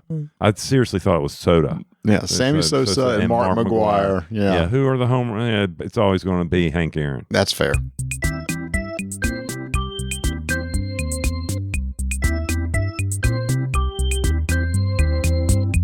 So while at Gen Con, Ignacy pulled me over to the side and he wanted to make it very clear that I need to do the commercials correctly. I need to make sure I give the correct link. And so in order to do that, he gave me a business card. And it says Portal Games on it. And thank you for shopping at Portal Games. Well, okay, you're not shopping yet because I haven't given you the link. That's the important part. So here is the link. Shop Portal. Can't read this. Why do they use this font? Hold on. Good God. Can't do this. Shop. He's really struggling, y'all. It is. Look at the font on this. Okay, hold on. Let me see. This comic. What the heck? Dude. ShopPortalGames.com. It's ShopPortalGames.com. Yes. Didn't he say it was like PortalGamesUS.com? No, God, that's what he said. That's nice to stop using that. No, he said stop using PortalGames.pl/en. Don't use all that. Just use this one. Yeah, this is like almost like Comic Sans, like you said. ShopPortalGames.com. Shop Portal Games. And be sure to head over there if you didn't get a chance to get Brazil at Gen Con. Be sure to go over there and get an order in, as well as all Gutenberg is out there. That's ShopPortalGames.com. Ignacy, thank you so much for coming and seeing this. And hope you have a safe trip home. Well, he'll be home by the time he hears this. Yeah, he's probably not going to listen to this. This one's way too long. Yeah, you ain't kidding. It's Friday night and nothing blew up out of the refrigerator this morning, so that was a good way to start the day. That was a good day. That was a good day. No deaths. I'm happy. No deaths. No, there were no deaths. There were no deaths. We woke up and we were able to move from lugging stuff to a spaghetti factory. So, yeah, good day to start off. A lot less stressful. Oh, yeah. No, Way less easy. stressful. A lot less stressful. I mean, we had to get over there to get a play of Mosaic. Yeah, the new game from, it was Kickstarted or crowdfunded, and now it's being delivered. We did a demo. We did. Was it over a year? It was, I remember it was in the previous McAllisters that we played in. So how long have we been? Wow. It's sad that we're counting our McAllisters here. It's over a year. It's over a year. I feel like it's over a year. Yeah, we could easily look this up. But yeah, but we don't need to. We're too lazy. So we got to play this again for I guess it would be, well, this is the production version. Oh, this is the collector's edition. Yes. Oh, it's gorgeous. Yes, it is. It is a beautiful game with nice production, big map. The mosaic of the world, pretty cool. I don't know if these were still prototype type boards. Oh, I don't think so. Okay. This is the collector's. I mean, they had several copies of the collector's edition floating around. So yeah. Oh, by the way, this is from Forbidden Games. Just make sure everybody knows. Mosaic, and there's a Mosaic : and I can't remember what the rest of the title is. I can't either. But this was self-serving more than anything. The reason why I wanted to do the demo, first off, Simon supports us amazing that he remembers that, hey, these guys, it's amazing that he continues to support us. Because, I mean, let's face facts, especially after I screwed up and couldn't remember how to do Railroad Tycoon with Ignacy. He called me to the carpet on that. Oh. He said, I got a bone to pick with you. And I said, I know what for. And he goes, the game is simple to, and it is. You're talking about when Nasi was with us, we talked about last episode. Yeah. And he's like, I said, because I had the expansion with it, and that meant I had to break it all out. It's been a while. And I was just like, it had been a long day, so I gave up. Yeah.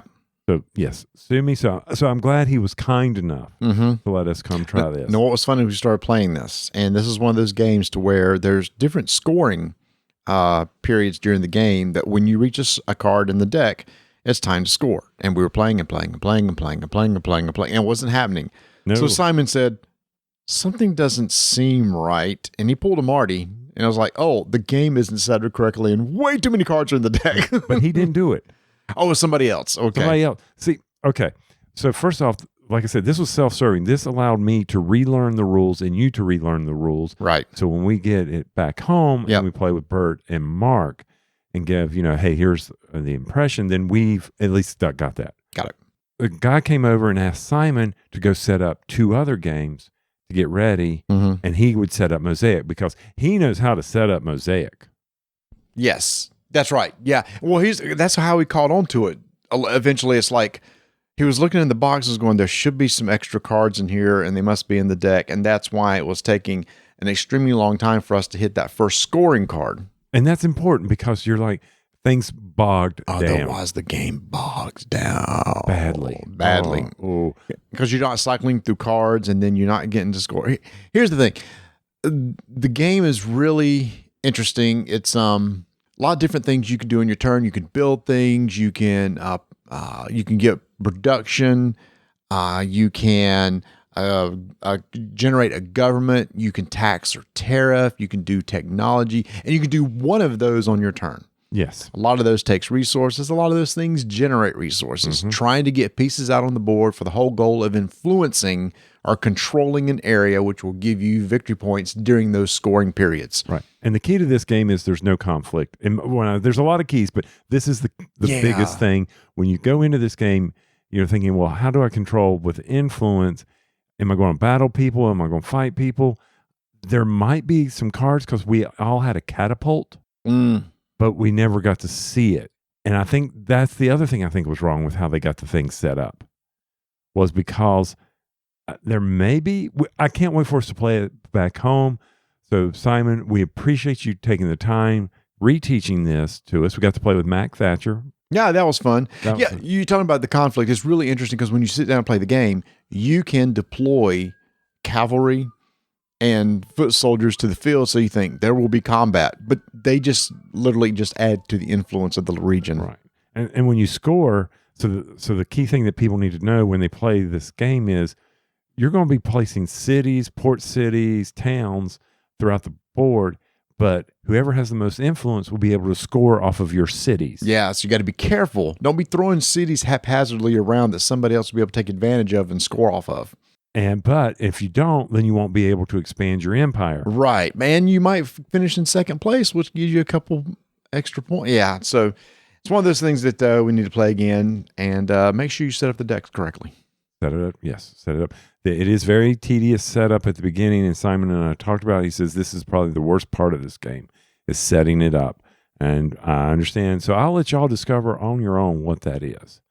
So we finished that up. Yeah, and then we got to head up to CGE. Is that where we went? No. Somebody had to go get fed. Oh, okay. So there was an hour we went out to the food trucks and tried some fried chicken and biscuits and apple butter, which was pretty good. So, so it was very interesting. So when you tell us biscuits, it was kind of like it was another Ignacy It was moment. an Ignacy thing. When you tell a Southern person wow. When you tell a Southern person you're going to have a biscuit, and an image immediately pops into your head. Yes, not Grands from the Can, which by the way, I was on our Discord channel. People were saying bad things about me for giving him biscuits in the can. Yeah. That's okay. Well, I was too. I know you were. But biscuits, when we received these biscuits out of this truck, they were very good. Don't get us wrong, but they were not our type of biscuits. They were basically fried donuts to me. Yeah, they were sweet and almost a cake type donut. Something like our muffin. Maybe it was more of a muffin, like a sweet muffin. Yeah, but it wasn't like a cornbread muffin. No, it wasn't. So that's why I kept thinking donut. So either way, we ate it. It was good. Apple butter was really good. And Apple butter made it. Yeah. And the fried chicken was Fried chicken. Okay. It's fried chicken. I mean, we come from some really, really good fried chicken places down the south with the soul food restaurants around our area that has some incredible fried chicken. It was definitely not dipped in buttermilk. No, it was not. Because the skin on it wasn't. I don't like crispy chicken. Yeah, but I could tell that it was just basically flash fried. Gotcha. I understand. But it was fresh. Oh, hot right out of the fryer. Out of the fryer. So yeah, we were like, let's do this one. So anyway, so after that we went in and saw CGE. Right, and they've got 2 new games coming out, and the first one is Space Captains.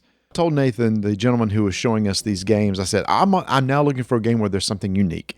And he was telling us about, all right, you've got this thing where you're going to go out and you can explore, you can and you're trying to fix your ship, and you can try to get some victory points. It all sounded very generic, but what was really cool was the actions that you would take on your turn, because you set up a queue of crew members on this cool board, and each crew member has a color that can do something. One can move the ship. One can repair the ship. One can get you technology. And you place these in the queue, and on your turn, like the first 3 or 4 will slide out of that queue.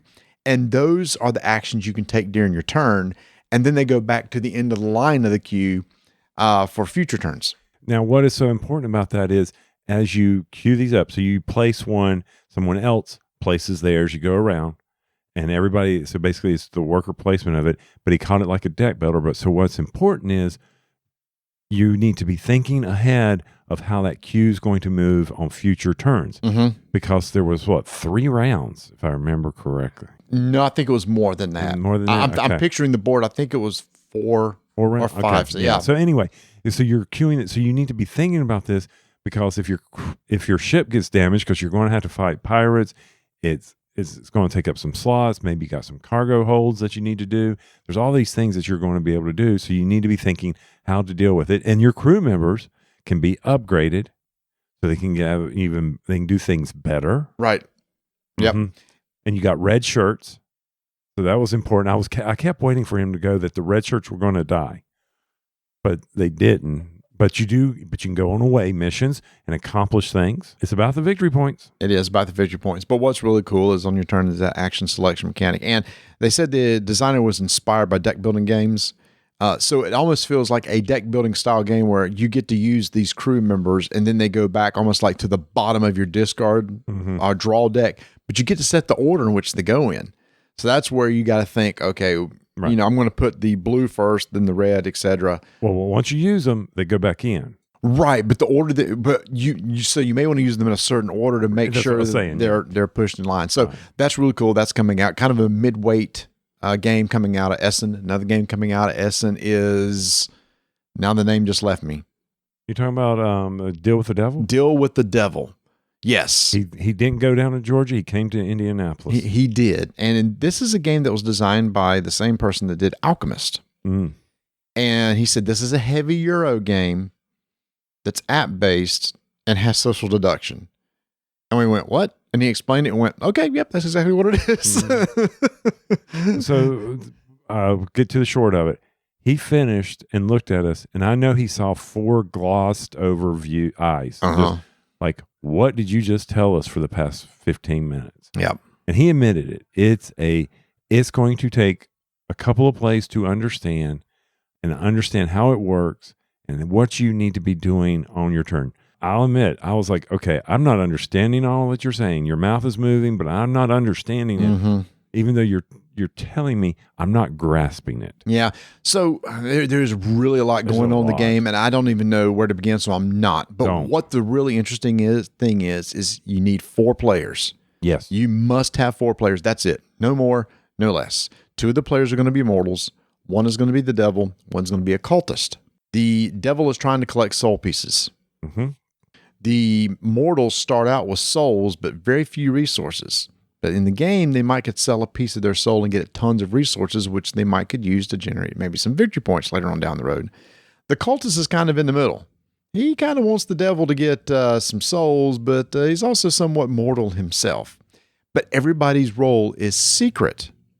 And there's this concept of doing trades where you may put up, hey, I need this type of resource or this type of resource, and everybody has this container that they can put some bits and pieces into, and there's a QR code on the back, and this is where the app comes into play. You're going to collect all these things, and you're going to scan the QR code on these containers, these closed containers. You can't see what's in them or who had them. And it will tell you, okay, give this container to this person, give this container to this person, and it makes sure that you don't get your own back. And then in there, you can take the trades that are in there. You collect all the containers again, mix them up, and the app will tell you, okay, this container should go back to, the original person that has the container, they will get it, etc. So that's what the app is handling for you. Yes. When we're sitting there, it's like, well, we're not negotiating. No, you're not negotiating. You're not doing anything. You are simply just putting in, and the app is going to tell you who gets what. And the app you may get something and not like it. Yeah, you may open and get nothing. That's where I'm really curious to see how that works, because it's like, I may need glass. I think that was one of the resources. I need glass really bad, and the app may give me one, and somebody may have put glass in their thing, but I might not get that container that has the glass. Yeah. This is one of these ones, this is where he's talking, and I'm like, how like you, how's this going to work? I don't know. So we need to see this. You got to have 4. Luckily, our game group is 4. And so we will give this a try. He said he definitely knows this is a niche game. This is a heavy Euro that uses the app for 4 players only. We'll see if he picks us to get it. He said that he's going to give very few copies out because he wants to make sure that people that get it will play it. Like you said, we do have the right game group for this. Yes. Yeah. So, and we also, you got the expansion for Galaxy Trucker that we need to try out. Yeah. So much fun. Yeah. Yeah. Yeah. So that was our time with CGE. We went and saw Catalyst Game Labs, who is now have the game Leviathans, which is the airship games that you and I played back at Origins many years ago. That's now currently on Kickstarter.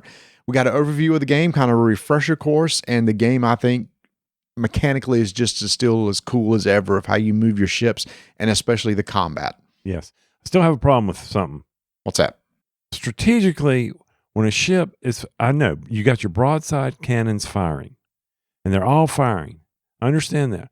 But when you're trying to hit a smaller target, when you're trying to hit a dot, How is that better? It was just You're giving an example of something that nobody understands what you're talking about. So you got a ship coming right at you. Think of a submarine going against a battleship. To your, is it your port side or your starboard side? Left To or your right? broadside. To your broadside, whichever. So if a submarine is coming straight at a ship, Why submarine? Make it something on top. because most people understand that a submarine, the torpedoes come out the front. Right? Yes. Yeah. Well, Okay. but these aren't. But I'm this not is, saying these are, but they're not. I'm just saying, for this example, you've got a ship, a battleship that's crossing in front of you, Mhm. and you fire your torpedoes as a submarine. Mhm. You're going to want you have a better chance of hitting it into its broadside. Yes, I agree. But what he was saying was, what happens if a battleship is coming towards another battleship? The better guns are on the side, and there's more armor on the side. But I see your point. The people who are shooting from the broadside do have a smaller target to hit. They have a tiny little But target. supposedly, but the way they got this set up, the armor on the front of the ship is, anyway, it's kind of cool. You just look at, you collect all these dice. It tells you, hey, you have crew, get this red dice. You have this, if you're within 5 meters, get this color dice. You roll, you compare some strengths, and then it'll tell you which part of the ship that you damage on the other side. Anyway, there's an overview on the Kickstarter. I think it looks really cool. It's not going to come out to the end of 2023, but it is currently out there now, and I can't wait to play it again because I think Leviathans is a really cool game. Yeah. And he told us about, you will have fog of war with the clouds and things like that. So I'm excited about that. Biggest thing I've been looking forward to is we got to sit down and play the War of the Ring card game demo. And we sat down with Robert from Aries, a very gracious person, sat down and taught us the game. This is based on the War of the Ring board game. I've only played once. I will say personally, just from that one time, it's not exactly analogous to the board game, but the concept is there's a party that's a fellowship trying to go through 9 sites and Mordor, and the allies of Mordor are trying to keep you from getting there and possibly having some battles with you and stealing some battles in the field. But Tony, in the end, it comes down to Victory points. Yep. That's it. That's all there is to it. Who's got the most victory points? And the way you get the victory points depends on if you secure your battlefield or the path for the fellowship. So it can be played 2-player, 4-player, 3-player. Yep. I mean, it cannot be played 1-player. It'd be kind of boring. Well, you could play it 1-player. I could see where it'd be boring. And we played 4-player, which was cool because I played the Mordor allies. My partner played Mordor, and you played 2 factions, the elves and the men. Okay. And then Robert played the hobbits and the wizards. And the wizards. Yep. And the wizard. Yeah. So on your turn, you got one of several actions. Now, this is the cool part. When you play a card, you discard a card, essentially. From your hand. Yeah, from your hand. So to play a card, you have to have a card to discard. Mm-hmm. One thing you can do is play a card into reserve, like a character or something that's maybe not being used yet. And in future turn, one of your actions is to move a card from reserve out onto either the path or onto the battlefield. After he gets over his summoning sickness. He does have summoning sickness. Good call. Okay, that's very important because when you play him to reserve, there's special effects that may come into play, like draw cards or do this, whatever. But they cannot go to the path, nor can they go to the battlefield until the next turn. Until the next turn, yeah. You have to keep that in mind. Mm-hmm. What was some other things you can do? You can freely just discard a card, or what was the term called? Not reserve. What was the term? When you put the card in the discard pile, but there was a term for that. Oh, now I'm thinking of the other term. Oh, why did you're you thinking of the term Forsaken? I know what you're thinking of. Oh, you're. Oh my gosh. Anyway, you can do that on purpose if you want to, because here's the thing: this discard pile will eventually be shuffled and become your draw deck again. What's interesting though is after everybody's played all their cards, number one, nothing you can do is pass.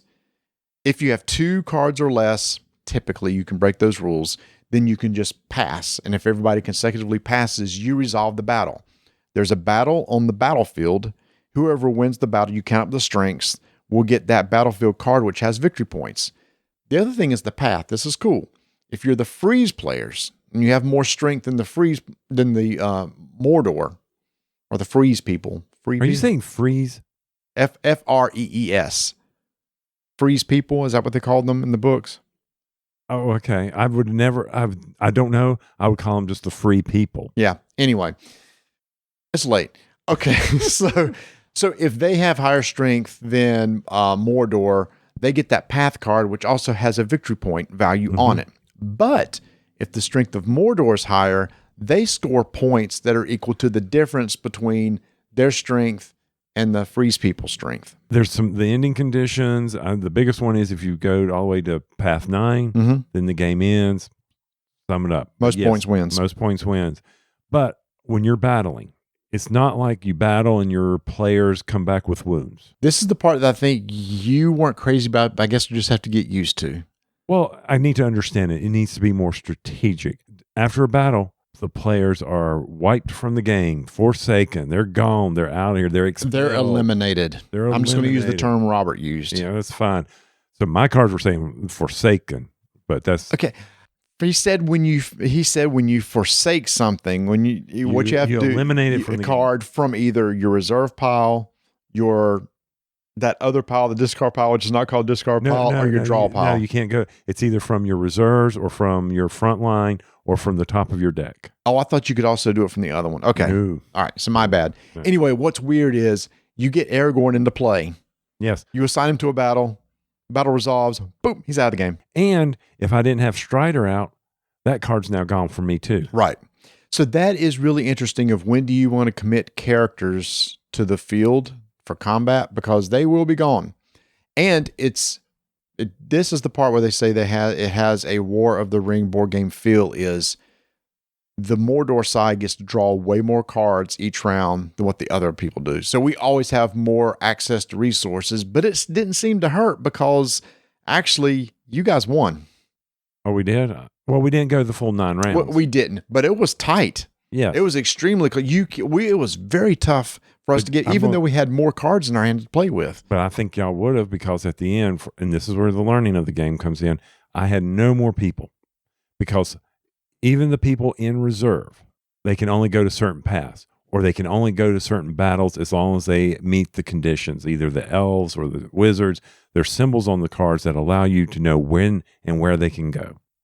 So that's something you have to keep in mind. Like I had Liv Tyler out there. Okay. Harwin. Mm-hmm. She could only show up on path 3. Well, path 3 had gone past by the time I got Liv. Gotcha. All right. Yep. So she's now, but she did give Aragorn the ability to buff up.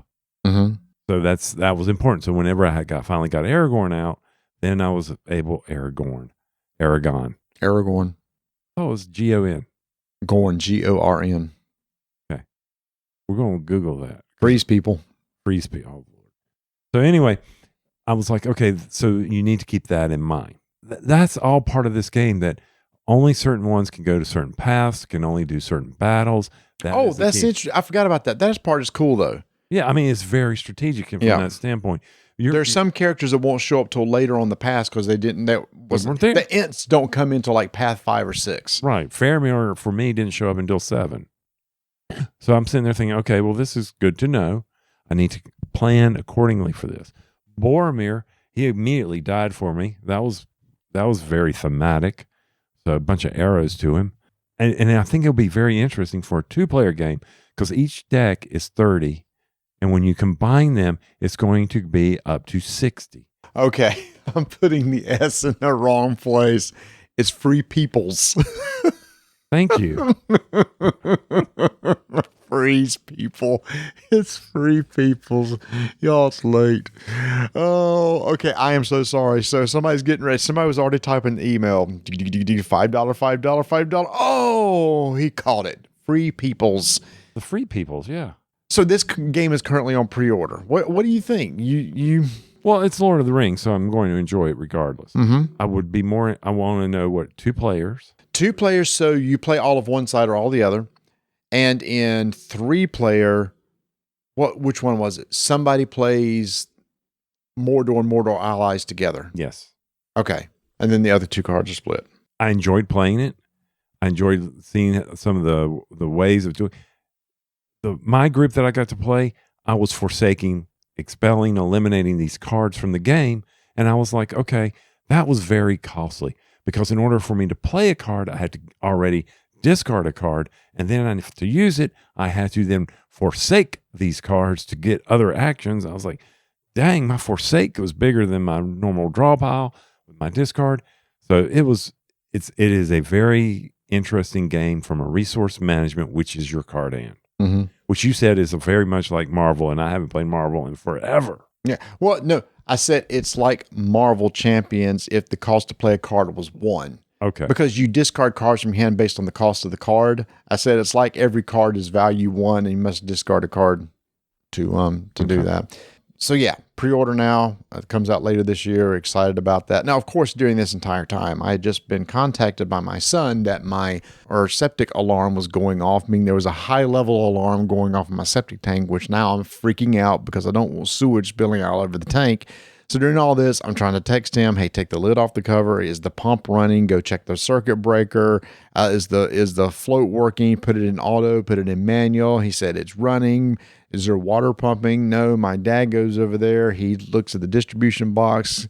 Come to find out, water's not pumping out of the pump. And so now all night long, we've been trying to get somebody to come out there and look at it tomorrow, but it's going to cost a fortune, like at a big service fee if it's on Saturday. So now instead, somebody's going to come on Monday, and the boys just aren't going to use a lot of water, but go out there and keep an eye on it to make sure it's not going to overfill. And then go to my parents to take a shower. So all this has been going on the entire night, and especially during the demo. And I'm sure Robert's like, why does he keep being on his phone? I just apologize profusely. But it's home emergency. And it's a good thing that they're boys also. They can go outside. That's true. That's true. So on the way back, we were like, what are we going to do tonight? What are we going to do tonight? And I'm just frazzled. And we're walking up to our hotel, and right across from our hotel is Victory Field, which is home of the Indianapolis Indians baseball team. And I said, you want to go to a baseball game? And you went, sure. Yeah. So we did. We went over there. We bought a couple tickets, got a couple hot dogs. Got 3 for me. Yep, some pretzel bites and some popcorns. That was interesting. Instead of French fries, pretzel bites. Pretzel bites with cheese. You didn't get the cheese, but the cheese was good. Well, the cheese were $1.30 more. I'm like, get out of here! I didn't realize that. You want cheese? Well, sure. I didn't ask how much it was. Oh, well, I'm already free. Oh my God, I'm going to get 2 hot dogs, pretzel bites, and a big souvenir cup drink with no ice. That's going to be $20. I'm like, well, I'd been paying that anyway at a dinner. So why not? But then, so disappointing. We turn around, or we're putting condiments on our dogs, and there's this lady, and she has this humongous foot-long hot dog. And we're like, where did you get that? Because I won't take this back. Yeah. And it's this local, they raise charity money, and they've got foot-long hot dogs. They've got Polish sausages. So here I am texting Ignacy, irritating him, saying, you should have come. Even though he hates baseball, you should have come because we have the food for you. Mm-hmm. So I got one of their Polish sausages. I couldn't help myself. And I got the unlimited, the bottomless bucket of popcorn, that's amazing. You can bring that back every game and get it refilled. And because I just love popcorn, so we ate through that, and I got it filled on the way out. So now I have popcorn to munch on for the next couple of days. So it only costs you $12 tomorrow night because they'll be playing again. You can get filled seats. I see what you're saying. 12, and you can get that popcorn. You can sit out in the field and eat popcorn. But I must say, I enjoyed sitting out there tonight. The weather was amazing. Just sitting there chit-chatting, watching the ball game. That was nice. Oh, yeah. After being in a hall full of thousands of people wearing a mask and all day long, it was nice just to be outside and get some fresh air. Yeah, it was wide open, big breeze blowing on us. It was cool. We made sure we got on the right side. So, yeah, and we didn't stay for fireworks. Needed to get back to the hotel because we thought we were going to do something, need to call the wife and everything. I'm like, I'm fine. I don't need to see some fireworks. Well, honestly, I heard them just a second. They only lasted like 5 minutes and they were done. So It wasn't a very big show. I was watching the traffic while I was talking to my wife. It's like a zoo out there. Like, holy cow. But anyway, that was day number. We've been here for 3 days. You didn't tell them the most embarrassing thing that happened. Oh, I'll let you do that. There was a water fountain issue. So I'm sitting there. So first off, we are so pathetic. Anyway, we were leaving the vendor hall, and State Farm Insurance has a booth set up. Marty needs a water bottle. So all we got to do is answer a questionnaire, and we get a free gift. Mm-hmm. I've been borrowing Marty's hand sanitizer. So I get hand sanitizer, and he gets a water bottle. So we go and we see a water filling station. He goes, he's filling it up. He turns back to me and goes, "It's hot." And I go, "So what? It's no big deal." So I go over there and I'm like, "It's not hot. It's boiling." Like you could make coffee with it. It was weird. It was like for tea. I'm like, "Oh my heavens." So anyway, so we go back in. We meet with Off Duty Ninja, Kira from Off Duty Ninja. Oh yeah, that was really nice meeting her. We got to see some stuff that's going to be coming out, some new Kickstarter stuff like Terraforming Mars dice game, which is a very, very light game. Warning, it's a very light, like family style game. Very light game. Sat down with John D. Bob was talking about from Tantrum Com. Oh, Melissa and Kevin were there, and they were going over things, and Kira was going over some of the Kickstarters that are coming out because Tantrum Com does, upcoming Kickstarter. Tantrum House. Tantrum Com. Their con's called Tantrum Con. That's right. Tantrum House does this upcoming, Kickstarter videos that you can I'll go check it out on YouTube. And he was getting the schedule for that. So anyway, we were there. So as we're leaving, by the way, so I took the survey too. And you got your water. Got the water bottle, and as I'm sitting there, I'm like, man, this thing just keeps sweating. No, there was a hole in the bottom of it, and it was just dripping constantly the whole time. I'm like, did you get it replaced? No, I just threw it away. Well, you can fill out a survey tomorrow. Use a different email. I know. Anyway, so I just chunked it. But I knew it was leaking because the hot water I dumped out because I actually found a refilling station and I got it filled at that point, which I said, Tony, there's a refilling station over here. So I walk over there to the refilling station. I'm going to pour out the hot water, and I'm standing there, and I open it, and the bottle flips out of my hand, and water goes everywhere down the front of my britches. And Marty's like, I got to take a picture of that. I'm all, thank you. It's on Twitter. It looks like I peed all over myself. Yeah, go look on Twitter. Go back to, what's the day's date? Go back to the August 5th and look at some pictures from there. You'll see it. Dan King got to enjoy a great Pop-Tart. He was very appreciative of that. So I'm glad he got that. But other than that, that's it. That's the day. Hope y'all enjoyed it. Yeah, except I just found out that Paula Deming, who is from Charlotte, and you see her all over the place she's got a Twitch channel doing videos and stuff. She just buzzed us, says she's coming to here and maybe play a game or something. But I'm excited to see her because we're going to give her some Bojangles seasoning from back home. Are we you refilled your popcorn from from Victory Field? Are you going to take that down? I will take that down and offer it to her, and maybe take Turing Machine, and maybe we can try that. Oh, if she hasn't already played it, maybe she can teach us. That's what I'm hoping for. So that is Friday night, and tomorrow, the final day, and our final recording tomorrow night. We're not going to record Sunday night? We'll be home. Okay. And I'll be stressing out over getting the septic tank fixed. Okay, I understand.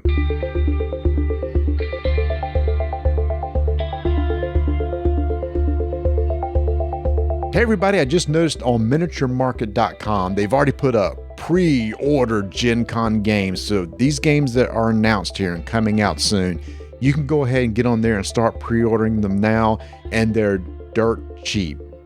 Okay, not dirt cheap, but they're inexpensive, way less than MSRP. A lot of them are popping up. A lot of the games that we've saw and talk about are already up there for pre-order. So make sure, if you want to get all the Gen Con hotness, head over to miniaturemarket.com, check out their pre-order section, order up today, and don't forget, throw enough in there to get that card over $100 and get free shipping. Tell them Marty and Tony sent you. Head over to miniaturemarket.com.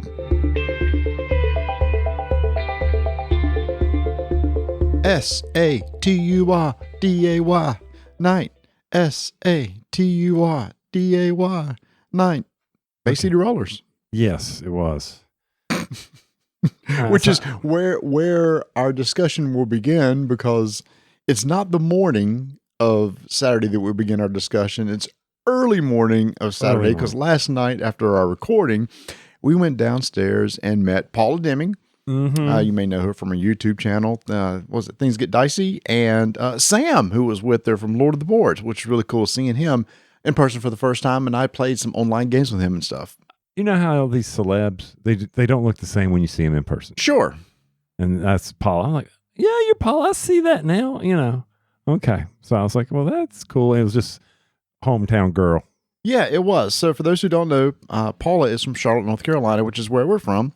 So we gave her some Bojangles seasoning to take back with her to California so she could season her fries with it. She was super excited about it. Yes, she was. Put it on chicken and fries. So it was like just a reminder of where she grew up. That's right. She was so funny. She was extremely late, which brings us to why we played games till 1:30 in the morning, which I'm proud of you. I thought for sure your head was going to be on that table. Why me?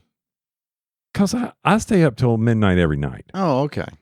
Well, the thing is, though, the game we stayed up playing late probably wasn't the best game to be doing, and that was the new game from... Ashet. That was Danny from... Ashet Board Games. Who we got to record how to say the company name today. So anytime we have to say that name, we will use her recording.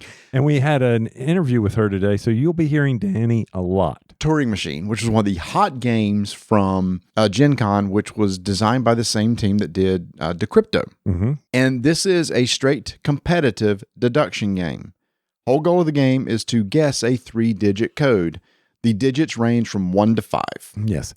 Unless you play harder puzzles, then the code becomes, starts at 3. Oh, I didn't realize it went up from, oh my gosh. That's why the machine, the Turing machine, has A, B, C, D, E, F. So you can have up to 6. Oh my gosh. I can't even imagine. Yeah, so you can have up to 6 codes, numbers to break. You are trying to break Enigma. And how that is done is for the very simple puzzles, you have 4 clues about the number, and you will guess the number, hypothesize a number, and then test to see whether the condition of some of those clues. The easiest, honestly, one to answer is like there was one that said the number of 3s in this clue. Yes. And what you do is you guess a number, let's say the number 1, 2, 3. And you have these punch cards that you actually pull out, and you pull out a 1, a 2, and a 3 to create the number, and you lay them on top of each other. And then there's a clue card that you then put that over, and there's a little open box that will either have an X or a check. Mm-hmm. If you see a check and your clue is 1, 2, 3, that means that there is 1, 3 in that number. It doesn't necessarily mean it's the last digit. Nope. But there's just 1, 3. If you add an X, it means, okay, there's not just 1 3. There could be 2 3s, 3 3s, or no 3s. Right. And then you take that information to help you deduce what your next guess is. But in the meantime, so in this game, you're allowed to verify your number against 3 possible conditions. There's 4 out there, but you may only verify against 3. Mm-hmm. And it will tell you if you're right or wrong. It's hard to describe because the numbers are also associated with either a shape color, and that's very important because the clues are dealing with shapes and colors. Like the yellow or square, this one says, in the yellow number, square, whatever is odd, or is it even? And you have to figure that one out. And it's just... And the triangle is always the first digit, the square is the second digit, and the circle is the third digit. Right. So there's these lot of convoluted ways to look at the clue itself or your guess, whether it be represented by shapes or numbers. Right. So is the square larger than the other 2? Yeah. Or is yellow larger than blue and purple? So, prime example, the square would be larger than the other 2. Let's say you had a number 1, 4, 3. 4, the square number, is larger than the 1 and the 3. You would check that and you have a little check showing, yep. It is. That doesn't necessarily mean the one that you guessed is correct. It's just that middle number is greater than the other 2. Well, everybody's sitting here thinking, well, yeah, of course 4 is larger than 1 and 3. True, so is 5. The number can go up to, and the numbers can range 1 through 5. Yep. You got to figure this out. And we said this multiple times. It really can. I mean, the easy puzzles we got pretty quickly, but I think a lot of it has to do with how well your first guess goes based on the information you were seeing on the board. If you play the game Wordle, anybody who plays the game Wordle knows that lots of times that first guess for that word can really help you out. But you have clues in this, unlike in Wordle. Correct. You have nothing. Correct. So it's just strictly guessing at that point. Again, so we went through 3 puzzles of that. It hurt the brain. It's really amazing how it stretches your brain to think a little differently. And here's the thing. a wrong answer is useful information. Yes. Or if it lets you know it's like this is incorrect, that is useful information for a future guess. Right. So I can't, for the harder puzzle, because these were the easy puzzles, I'd be interested to see what the qualifiers are for the numbers, what kind of convoluted sequence you need to validate. And here's the thing is they have a bunch of puzzles in the book that you can use, but you can go online where 7 million? it was a ridiculous amount online that you can go. So you'll never finish this game. You'll never see every single puzzle that's available out there because most of them are online. So Turing Machine is a hit. It was selling out every day. And that is available from Ashet Board Games. Thanks, Danny. So we finally came back to the room, went to bed, got up, and went to talk to some more vendors. Did you hear my alarm this morning? Did not. Okay, so you heard me get up. No, I just happened to wake up and heard that you were in the shower. Okay. I was just kind of curious about that because it startled me because it was gray, dark, and I made sure all the blinds were pulled so we wouldn't have sun coming in because it was so late. I wanted to make sure we slept. So, okay, I was just curious. Yeah, we, it was a late night, but we had a busy day today. It was our final day of meetings. Okay. I would agree with that. It was busy. And the first meeting was with... Well, the first meeting was to get the cards. Okay. These cards. That's right. It wasn't the first. Oh, man, all the days are running together. Yes, go ahead. So we had borrowed the carts for the Thursday night strike, and we needed to take them back to the booths we borrowed them from.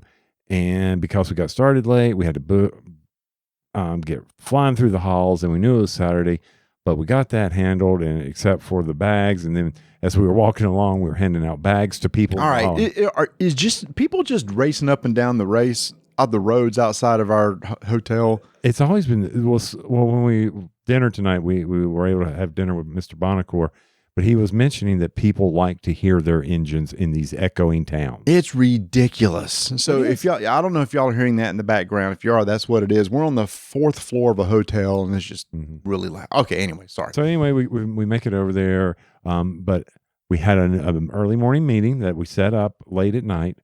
And that was to go over to the Osprey booth to meet with Mr. Thompson. David Thompson, one of our favorite designers.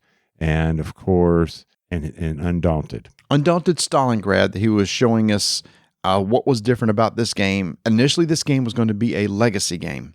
It was the original, what Osprey wanted. Yes, was a legacy game. And they changed their mind over time. And he said he was really thankful for that because he didn't want like a legacy where it's a play once and never play again. He and Trevor were not up for that. Right. The other designer of the game, Trevor Benjamin. They weren't up for that, but they've circled back to it. Well, I asked him, I said, so Undaunted Stalingrad. And so what part of the history was this? I know about Russia, and we've talked about 1941 race to Moscow, previous episodes. And he goes, you've played Pavlov's House. And I said, yeah. And he's like, that's the time period, because that's important for his games. And then he told us, he said, well, what the map is an area, a small section of Stalingrad. And he was showing us with each scenario, it says, the tiles that you're setting up is a small scenario or section of Stalingrad. And he said there was over 100 tiles in this game. Mm-hmm. This is a big box. Yeah, it's a standalone. First off, it's not an expansion to Undaunted, North Africa, or Normandy. No. Mm-mm. Yeah, it's a standalone.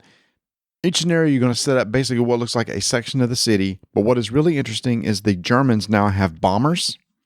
And when they bomb a tile, it is permanently damaged for future campaigns. And he has a very clever way of, says, like, for example, okay, this scenario uses tile 301A. If tile 301A gets bombed, it's replaced with 301B. And what you do is you take 301A and they have a separate box for damaged tiles that you put it in so that you remember anytime in the future when there's a campaign that uses 301, you'll pull from another box that's still valid tiles and it'll be 301B, which is slightly damaged, and they could be damaged even one more time where vehicles can go over. So if there was a tile was like no tanks can go on this because there's a building there, it gets bombed a couple times. Well, guess what? Now a tank can roll through there. Yes. So that's part of it. Well, I don't want to call it legacy. Just campaign game. It's campaign game. Persistent. It's not legacy. Yeah. So it's a campaign game. It is. Yeah. Because each player has a scenario book, and that was very interesting. We'll come back to that. Oh yeah. But the other thing is, so we think about the soldiers in this game, Mm-hmm. and David told us, hey, by the way, in this game, soldiers can be promoted. Excellent. So they become stronger. Mm-hmm. Soldiers die in battle. They Mhm. can also die. And then they're out of the game. And they're replaced with more basic units, Who aren't as good right? because they haven't been trained as well. Right. So that's all part of them. There is your system. Tiles are changing. Soldiers are being promoted. Soldiers are dying. They're getting replacement with not so strong. And then as you move on throughout the scenarios, you carry that forward. Yeah. And he said one of the hardest things was if there was like, let's say the Russians were winning over and over and over again, and the German player was losing their soldiers and stuff, getting replaced by weaker, that eventually over time it's like, well, then how do you come back? He said, well, they design into the scenarios. They said they know that what you do is after you're done, it's like who won. And based on who won, it'll tell you what scenario to set up next. And so they can kind of track. They kind of tracked, okay, how well everybody's doing. And he said we can put in some rubber banding where you can have some sort of catch-up mechanics for maybe this side keeps losing over and over. Well, maybe we'll give them some beefier soldiers to beef back up their army so they can give them a fighting chance. So speaking of the scenario books and the rubber banding, the scenario books, they are in the perspective of what either the Russian or German player is seeing. So you are reading a scenario book from the Russian point of view or from the German point of view. It's not generic and what they were having to deal with. Right. So I found that very intriguing. Oh, what about replayability? Well, Marty, what about replayability? Well, it's 100% replayable because, again, nothing is damaged or changed or anything. And when you're done, maybe you switch sides, or because after every scenario, whoever wins will determine the next scenario. Maybe tiles are damaged differently from every single game. And there's like 13 to 15 scenarios that you play through for the complete campaign. So I'm super excited about it. Oh, yeah. It's definitely one of those things that you'll want to sit down with a friend and play through several sessions and complete the game and everything. So, yeah, that was great. Amazing job. And, of course, we have, the next expansion already announced? Is it Battle of Britain? Battle of Britain, yeah. Yeah, which is going to be air combat, which is going to be sweet. And so he told us November 2022. For Stalingrad, yes. For Stalingrad. And then while we're sitting there, of course, we're looking at the Osprey booth, seeing what all they have going on, and noticed that David told us Crescent Moon sold out Thursday. Mm-hmm. That was their rush, so it did really well. And then Imperium Classics sold out. Yep. So that's we talked about that one. And they're showing off Village Rails, which we're excited to see. Yeah, and it had it sold out, but you said they didn't make it, so yeah, so that confused me. But that's all right. So anyway, that was the Osprey booth this morning.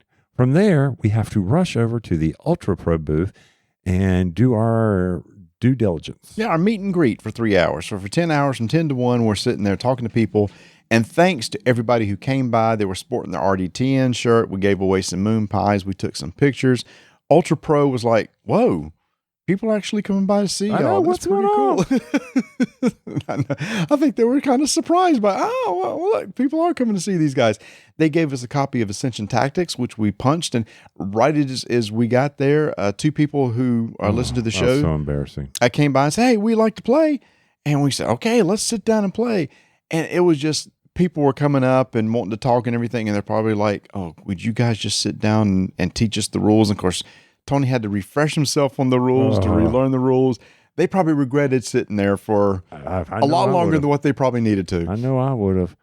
And it's one of those things, like, I know the basis behind the game. I could remember Power and Ruins, whereas another group I was played with later, the red and white, and what it took to activate. But there were just those little things like terrain and battling. How did all that go? And there were some rules, but you know what? You got the feel for the game. Mm-hmm. But shoot, hey, even the demo person, we asked her a question. She goes, no, you don't have to spend power. Oh, yeah, you do. Not spend power to activate a unit that's already on the board. Well, yeah, she's like, no, you don't.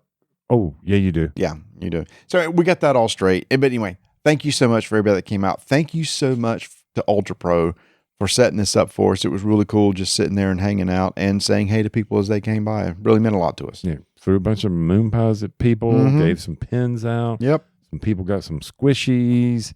It was good times. But I've mentioned this multiple times with people I saw today.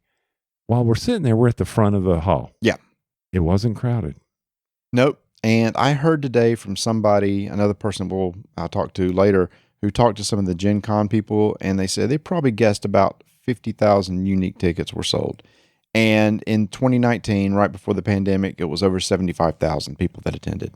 Okay. 50,000 is a lot, but it was down. Yeah, but I didn't feel like, how you're sitting there on the edge around a booth and you have a constant stream of people. Yeah. That wasn't there. Really there today. It wasn't really there. So we finished that up. We go upstairs, get some food, get a pizza because we hadn't eaten. One great Pop-Tart just does not hold you through the day. It does not. Finish that up. Now we're on our way to Ashet Board Games. Thanks again, Danny. And we got to see their games. Yes. And so the first game she throws on a table is a party game. Okay, this is a cute party game. Was it Guacamole? Olé Guacamolé. Olé Guacamole. And I love how Danny demos games. She said, "All right, here, I'm just going to throw out. It's a card in the shape of an avocado, and it has a couple letters on it like C and R." And she said, "Was it just name something? They cannot contain these letters. Yeah, just name a word." And then you did. I can't remember what it was. It was like, let's say it was dog. Said, all right. Now, next person flips over another card. All right. Name something related to the word dog that doesn't contain the letters C and R from the first card and the letters in this card. P and L. And you can play it without a timer. You're like, oh my gosh, I'm going through it. And what we didn't get to see is all the cards, so we don't know if there was. You have to at least give us a chance with like E's and O's, and I'm hoping the vowels aren't there, but they might be. Right, exactly. So that's the whole thing. So let's say somebody says food, which would have passed. The next person just has to say something that's related to food, but a new card comes out and excludes all the letters that's already been excluded in previous words. So it gets really hard. And then there's cards that like skip over a person, which is good. Which is a good thing. You never want your turn to be passed, but this game you do. There's one card that says reverse direction. And then there's another card that says 2 times, which means you must give 2 words that doesn't have any of those letters before it. And if you give a word that has one of those letters that we used before it, you take all those cards that have been played and they're worth -1 point apiece. There you go. That's it. Olé Guacamolé. Olé Guacamole. Cute. Fun. It was like $12. Yeah. It's going to be dirt cheap coming out later on this year. And then we move over to Linkto, a trivia game, a cooperative trivia game. Yeah. And from here, Linkto is you're helping build you have a bunch of numbers on the table. And the person is asking you questions that relate to the numbers. Like, for instance, and I think she was quite surprised that we got the ones that we knew sometimes because, like how many clubs are considered legal in a golf bag? I'm like, this is hilarious. That's easy. 14, And then she asked a music question. Marty's music, how many strings are on a guitar? Marty, 6. And you're covering up the numbers with your answer. And they're used only once. But what happens is if you answer a question incorrectly, then you'll cover up a number that's correct for a different question. And then at the end, there's only going to be one card left over, one number. And the answer key shows you it's like whether you succeeded or not. You built the links. Yeah. And whether you got all the correct answers and the one uncovered card is still uncovered or supposed to be uncovered. And that's the ingenious part of this. Yep. I was like, oh, that's pretty cool how they figured out that you got all the right answers without, and then she knew that we were messing up one of them. So she gave us you can always pass. Yeah. Don't put this one down. I want to show you something, guys. But that's coming out later this year too. $12 a piece. There's 2 different themed ones. One is food, one is travel. So that's another cute little party game. And then an expansion to a game we covered. Nidavellir. And she was talking about Idavalal or Idavalee. I forget now. Anyway, the expansion to Nidavellir and what's coming from that. Now, I didn't really follow what because I don't remember. We played it that one time. Mm-hmm. You probably knew it a lot better than I did. Yeah, I don't know. It's adding in some new character cards or something like that. New myth cards, abilities. mythology people, Yeah, things and there's like one that. extra round added to the game. So if you like this game, we're just going to cut it short. You're going to buy the expansion. Yeah, and we will, and we'll want to play it for sure. Yes, we will definitely want to do it. And then we come to Galileo Project. So, y'all, we did that. So, as soon as and Danny's boss was sitting there with her. And she's like, "What? Why are you entertaining these fools?" And so we said, and she says, "We get to Galileo Project," and I go, "Galileo!" And he does that, and they just start dying laughing. I said, "Come on, somebody just had to have done that this week." And they went, "No, y'all are the first." Oh goodness! So you got a robot, and the robot's going out, and he's doing stuff, and you got people there, and I think there was something. While you two were talking, me and Danny's boss, we were talking about French patisseries. Yeah. So, all right. Yeah. What it is you have this these cards that you're going to be buying over the course of the game to build robots, and there's a cute resource mechanic where there's blue resources and red resources, and you spend like a red. You can spend a red or a blue resource. And there's a way to. It's really hard to explain, so I'm not even going to try it. But it was one of those things I thought was interesting. Yeah. I thought the resource mechanic was really interesting. That's going to be coming out later this year. And she said it was in Ganymede. It's like Gigamac. No, it's another game. It's a successor to another game, and it's in the same universe, which we never played before. We had not played the other game that it was referenced. Okay. So one of the things that stood out to me, and maybe it's just me, I really like that artwork. It was very clean to me. Yeah, it was. And the components really nice. Perker chips and nice wooden chips. Again, we'll just have to get it and play it. But it's one of those that piqued our interest. And I thought, yeah, that looks pretty cool. So I think that was the last game that we saw from them. No, there's one more. No, Galileo. There was, I can't read my writing. I wrote notes here. Not Flashback Zombie Kids. Oh, Flashbang Zombie Kids. Yeah, no, that was cool. Oh, that was very cool. That was okay. We cannot explain this correctly. There's like, but we're going to try. It's like you're trying to solve a mystery. There's a card of a picture of a scene that's like in a schoolyard. Zombies trying to attack the school. Well, they're getting into the schoolyard, and there's numbers on the card, and you can pick one of the numbers, and it changes the perspective of, like, if one person, like a kid, is looking and they have the number 2, you get the number 2 card, and it kind of shows you what that kid is looking at from his perspective. Yeah. It's like you're zooming in on it. Right. And the way Danny explained it was, those movies where they stop the action? Yeah. And they change the perspective of the camera. Yeah. And they're moving it around. They shift the camera, almost like a Matrix type thing where they move it around to another position. That's what's happening. And you get to see the scene from a different perspective, depending on which angle that you're looking at it from. Right. And there's clues that help you try to solve the mystery and the one that she was demonstrating was the zombies were getting into the schoolyard, and you got to figure out how were they doing it, what clues, and by zooming in and looking, it was basically you were going under. Okay, I see this, and then you flip a lens, and now you zoom into something, and then, like Mark said, and then there's the perspectives. Very, very interesting. And this is based on a cartoon. It was based on. They have a series of other games based on these kids, and that's what it's based on. They have a couple other games that I talked about at Origins Previews, a party game. There's a game that's like a really cool game that's like an intro to RPG, or people that are scared to play RPGs, where some person is a storyteller and other people play as characters. And the idea is that you're playing through a TV show, and each episode is like 30 minutes long, and then you play through a season. And we picked up that, and I really want to try that because that sounds really cool. And I got that other party game. Oh, really? That's the one. Really? Yeah. You got that one. Where you rank 5 different things secretly, and everybody tries to guess how you're going to rank them. Really? Yeah. Oh, really? Oh, really? Yeah. Okay. Well, good. It'll be interesting. Party games. Usually not something we do, but I got to admit, Olé Guacamolé. Olé Guacamole's good. That is... And I enjoyed Linkto.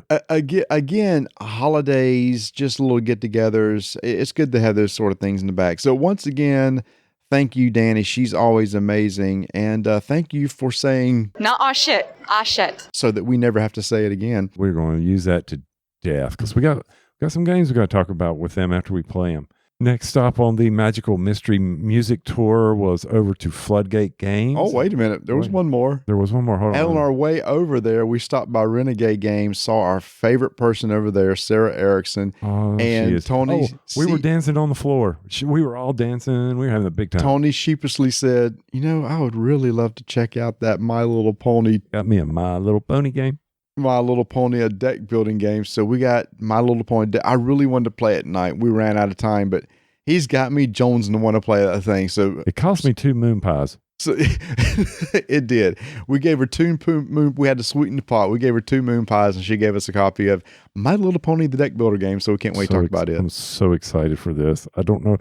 I cannot wait for the RPG talk to Rob, Blue Peg Pink Peg. He is full tilt bozo in. We are streaming the My Little Pony RPG when it comes out. That's going to be fun. That's going to be later on this year. Anyway, so after that, we head over to Floodgate Games, and we had just talked about kites, and that was kind of their big release, and it was selling out really well. Standing there. Well, there's 1 copy, 2 copy, 3. Yeah, people were just 6 walking copies. away with kites. Again, a fun party game that plays in 10 minutes. It is really good.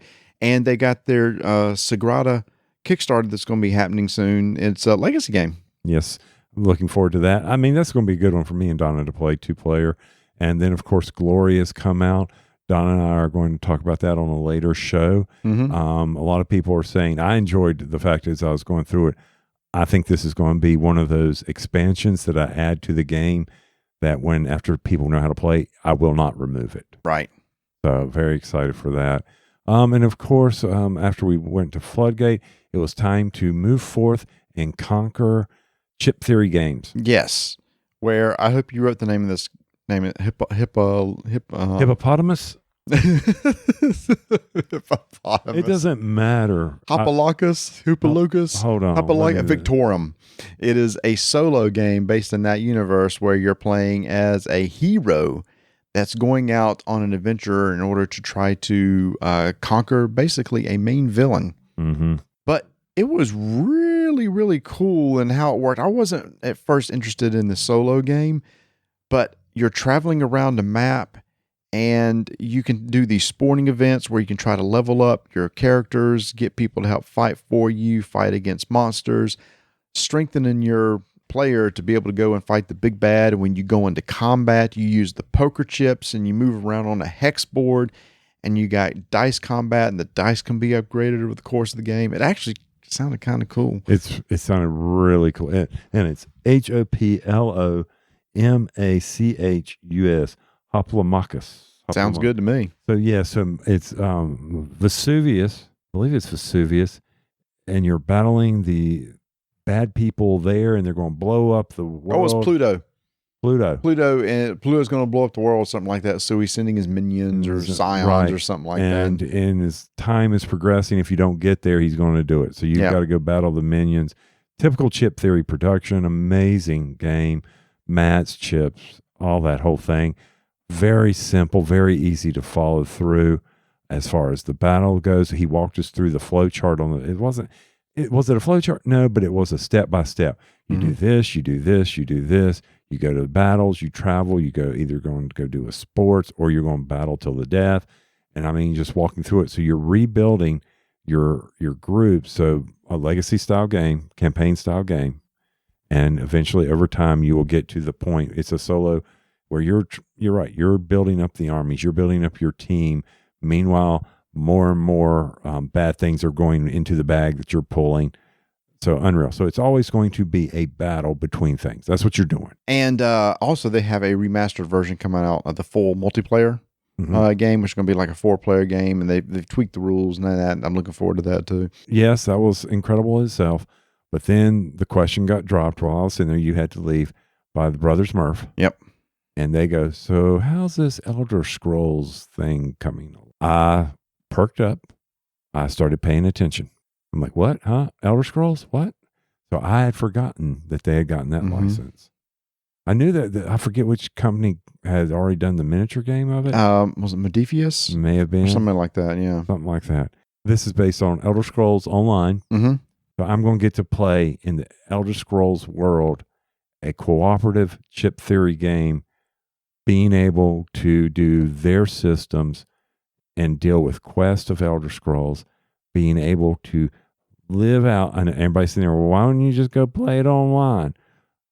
I could go to Elder Scrolls Online, but from a board gamer's perspective, why not play with their incredible production and their systems that work? They work. They took the best of Bones, the best of Undertow, the best of Cloudspire, and they're using that to do this game.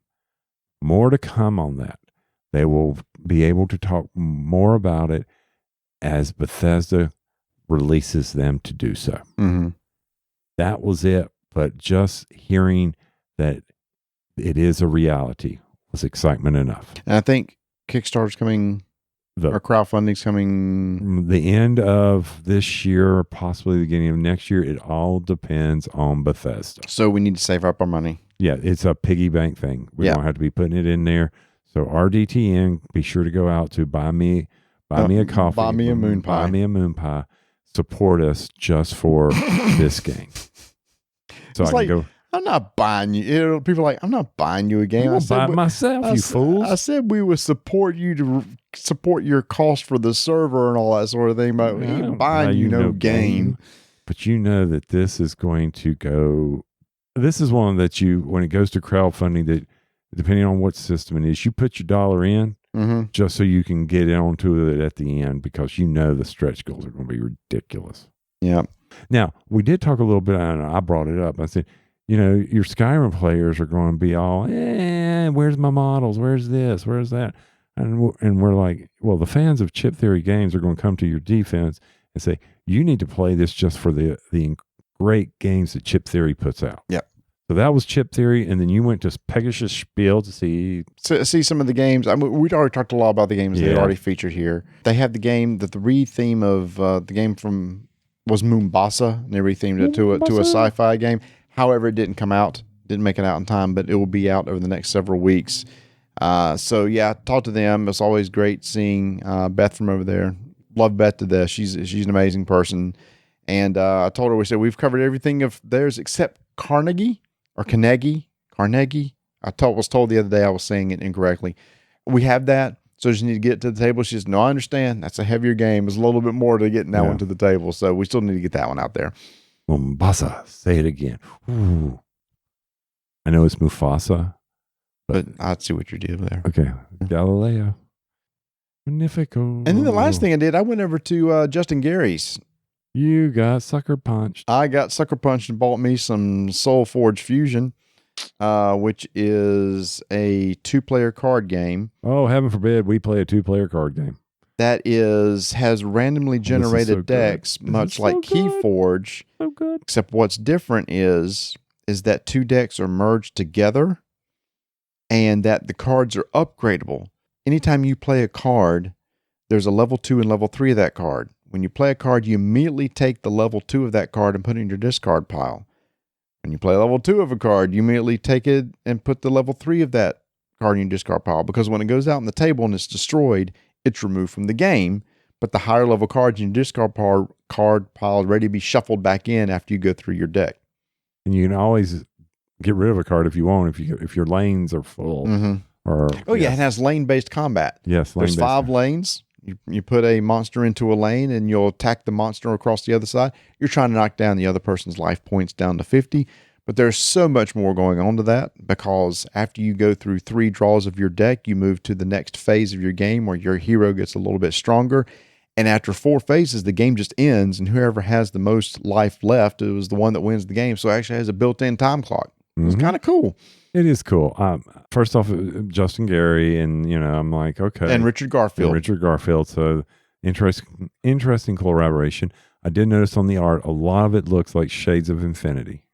Shards of Infinity. I'm sorry. Yep. Shards of Infinity. As soon as it sounds like that's not right.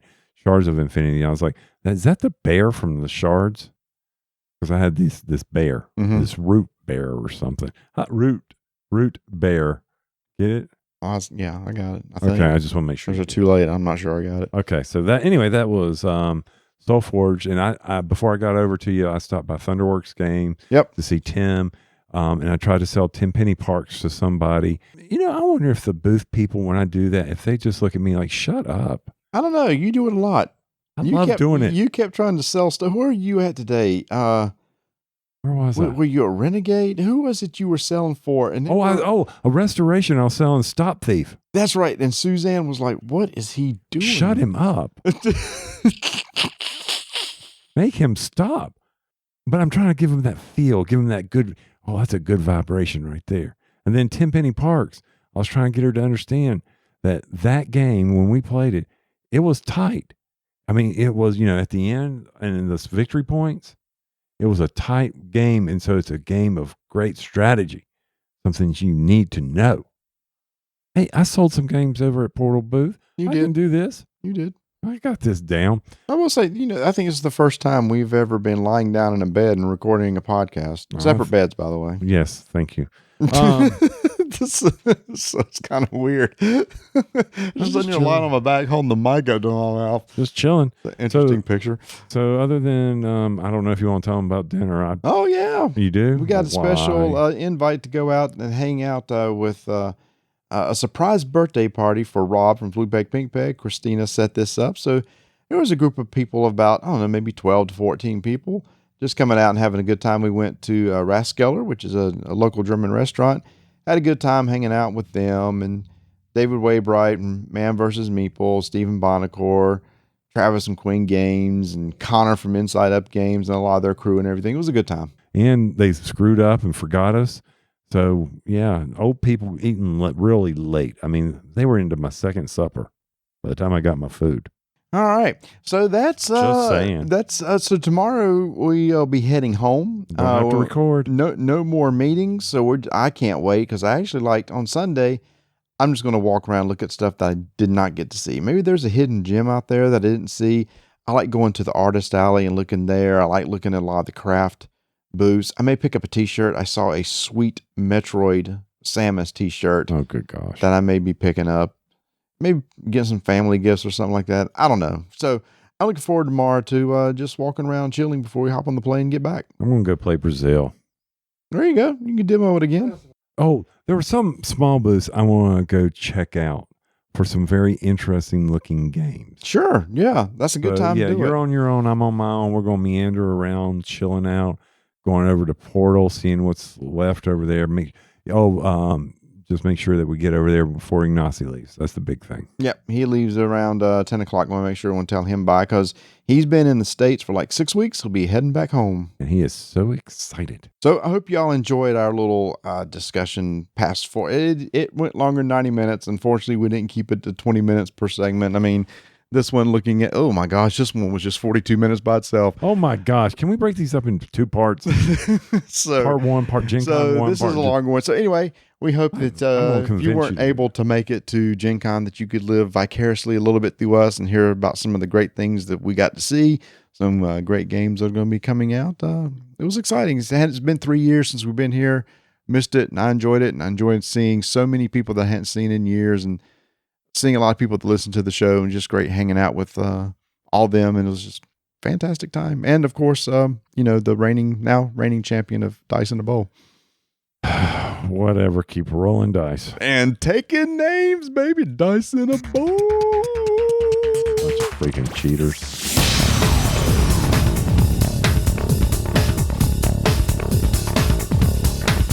Thanks for listening, everybody. Follow us on social media at Dyson Names. If you want to support the channel, do so by going to buymeamoonpie.com. And next episode, we got a lot of great games to talk about.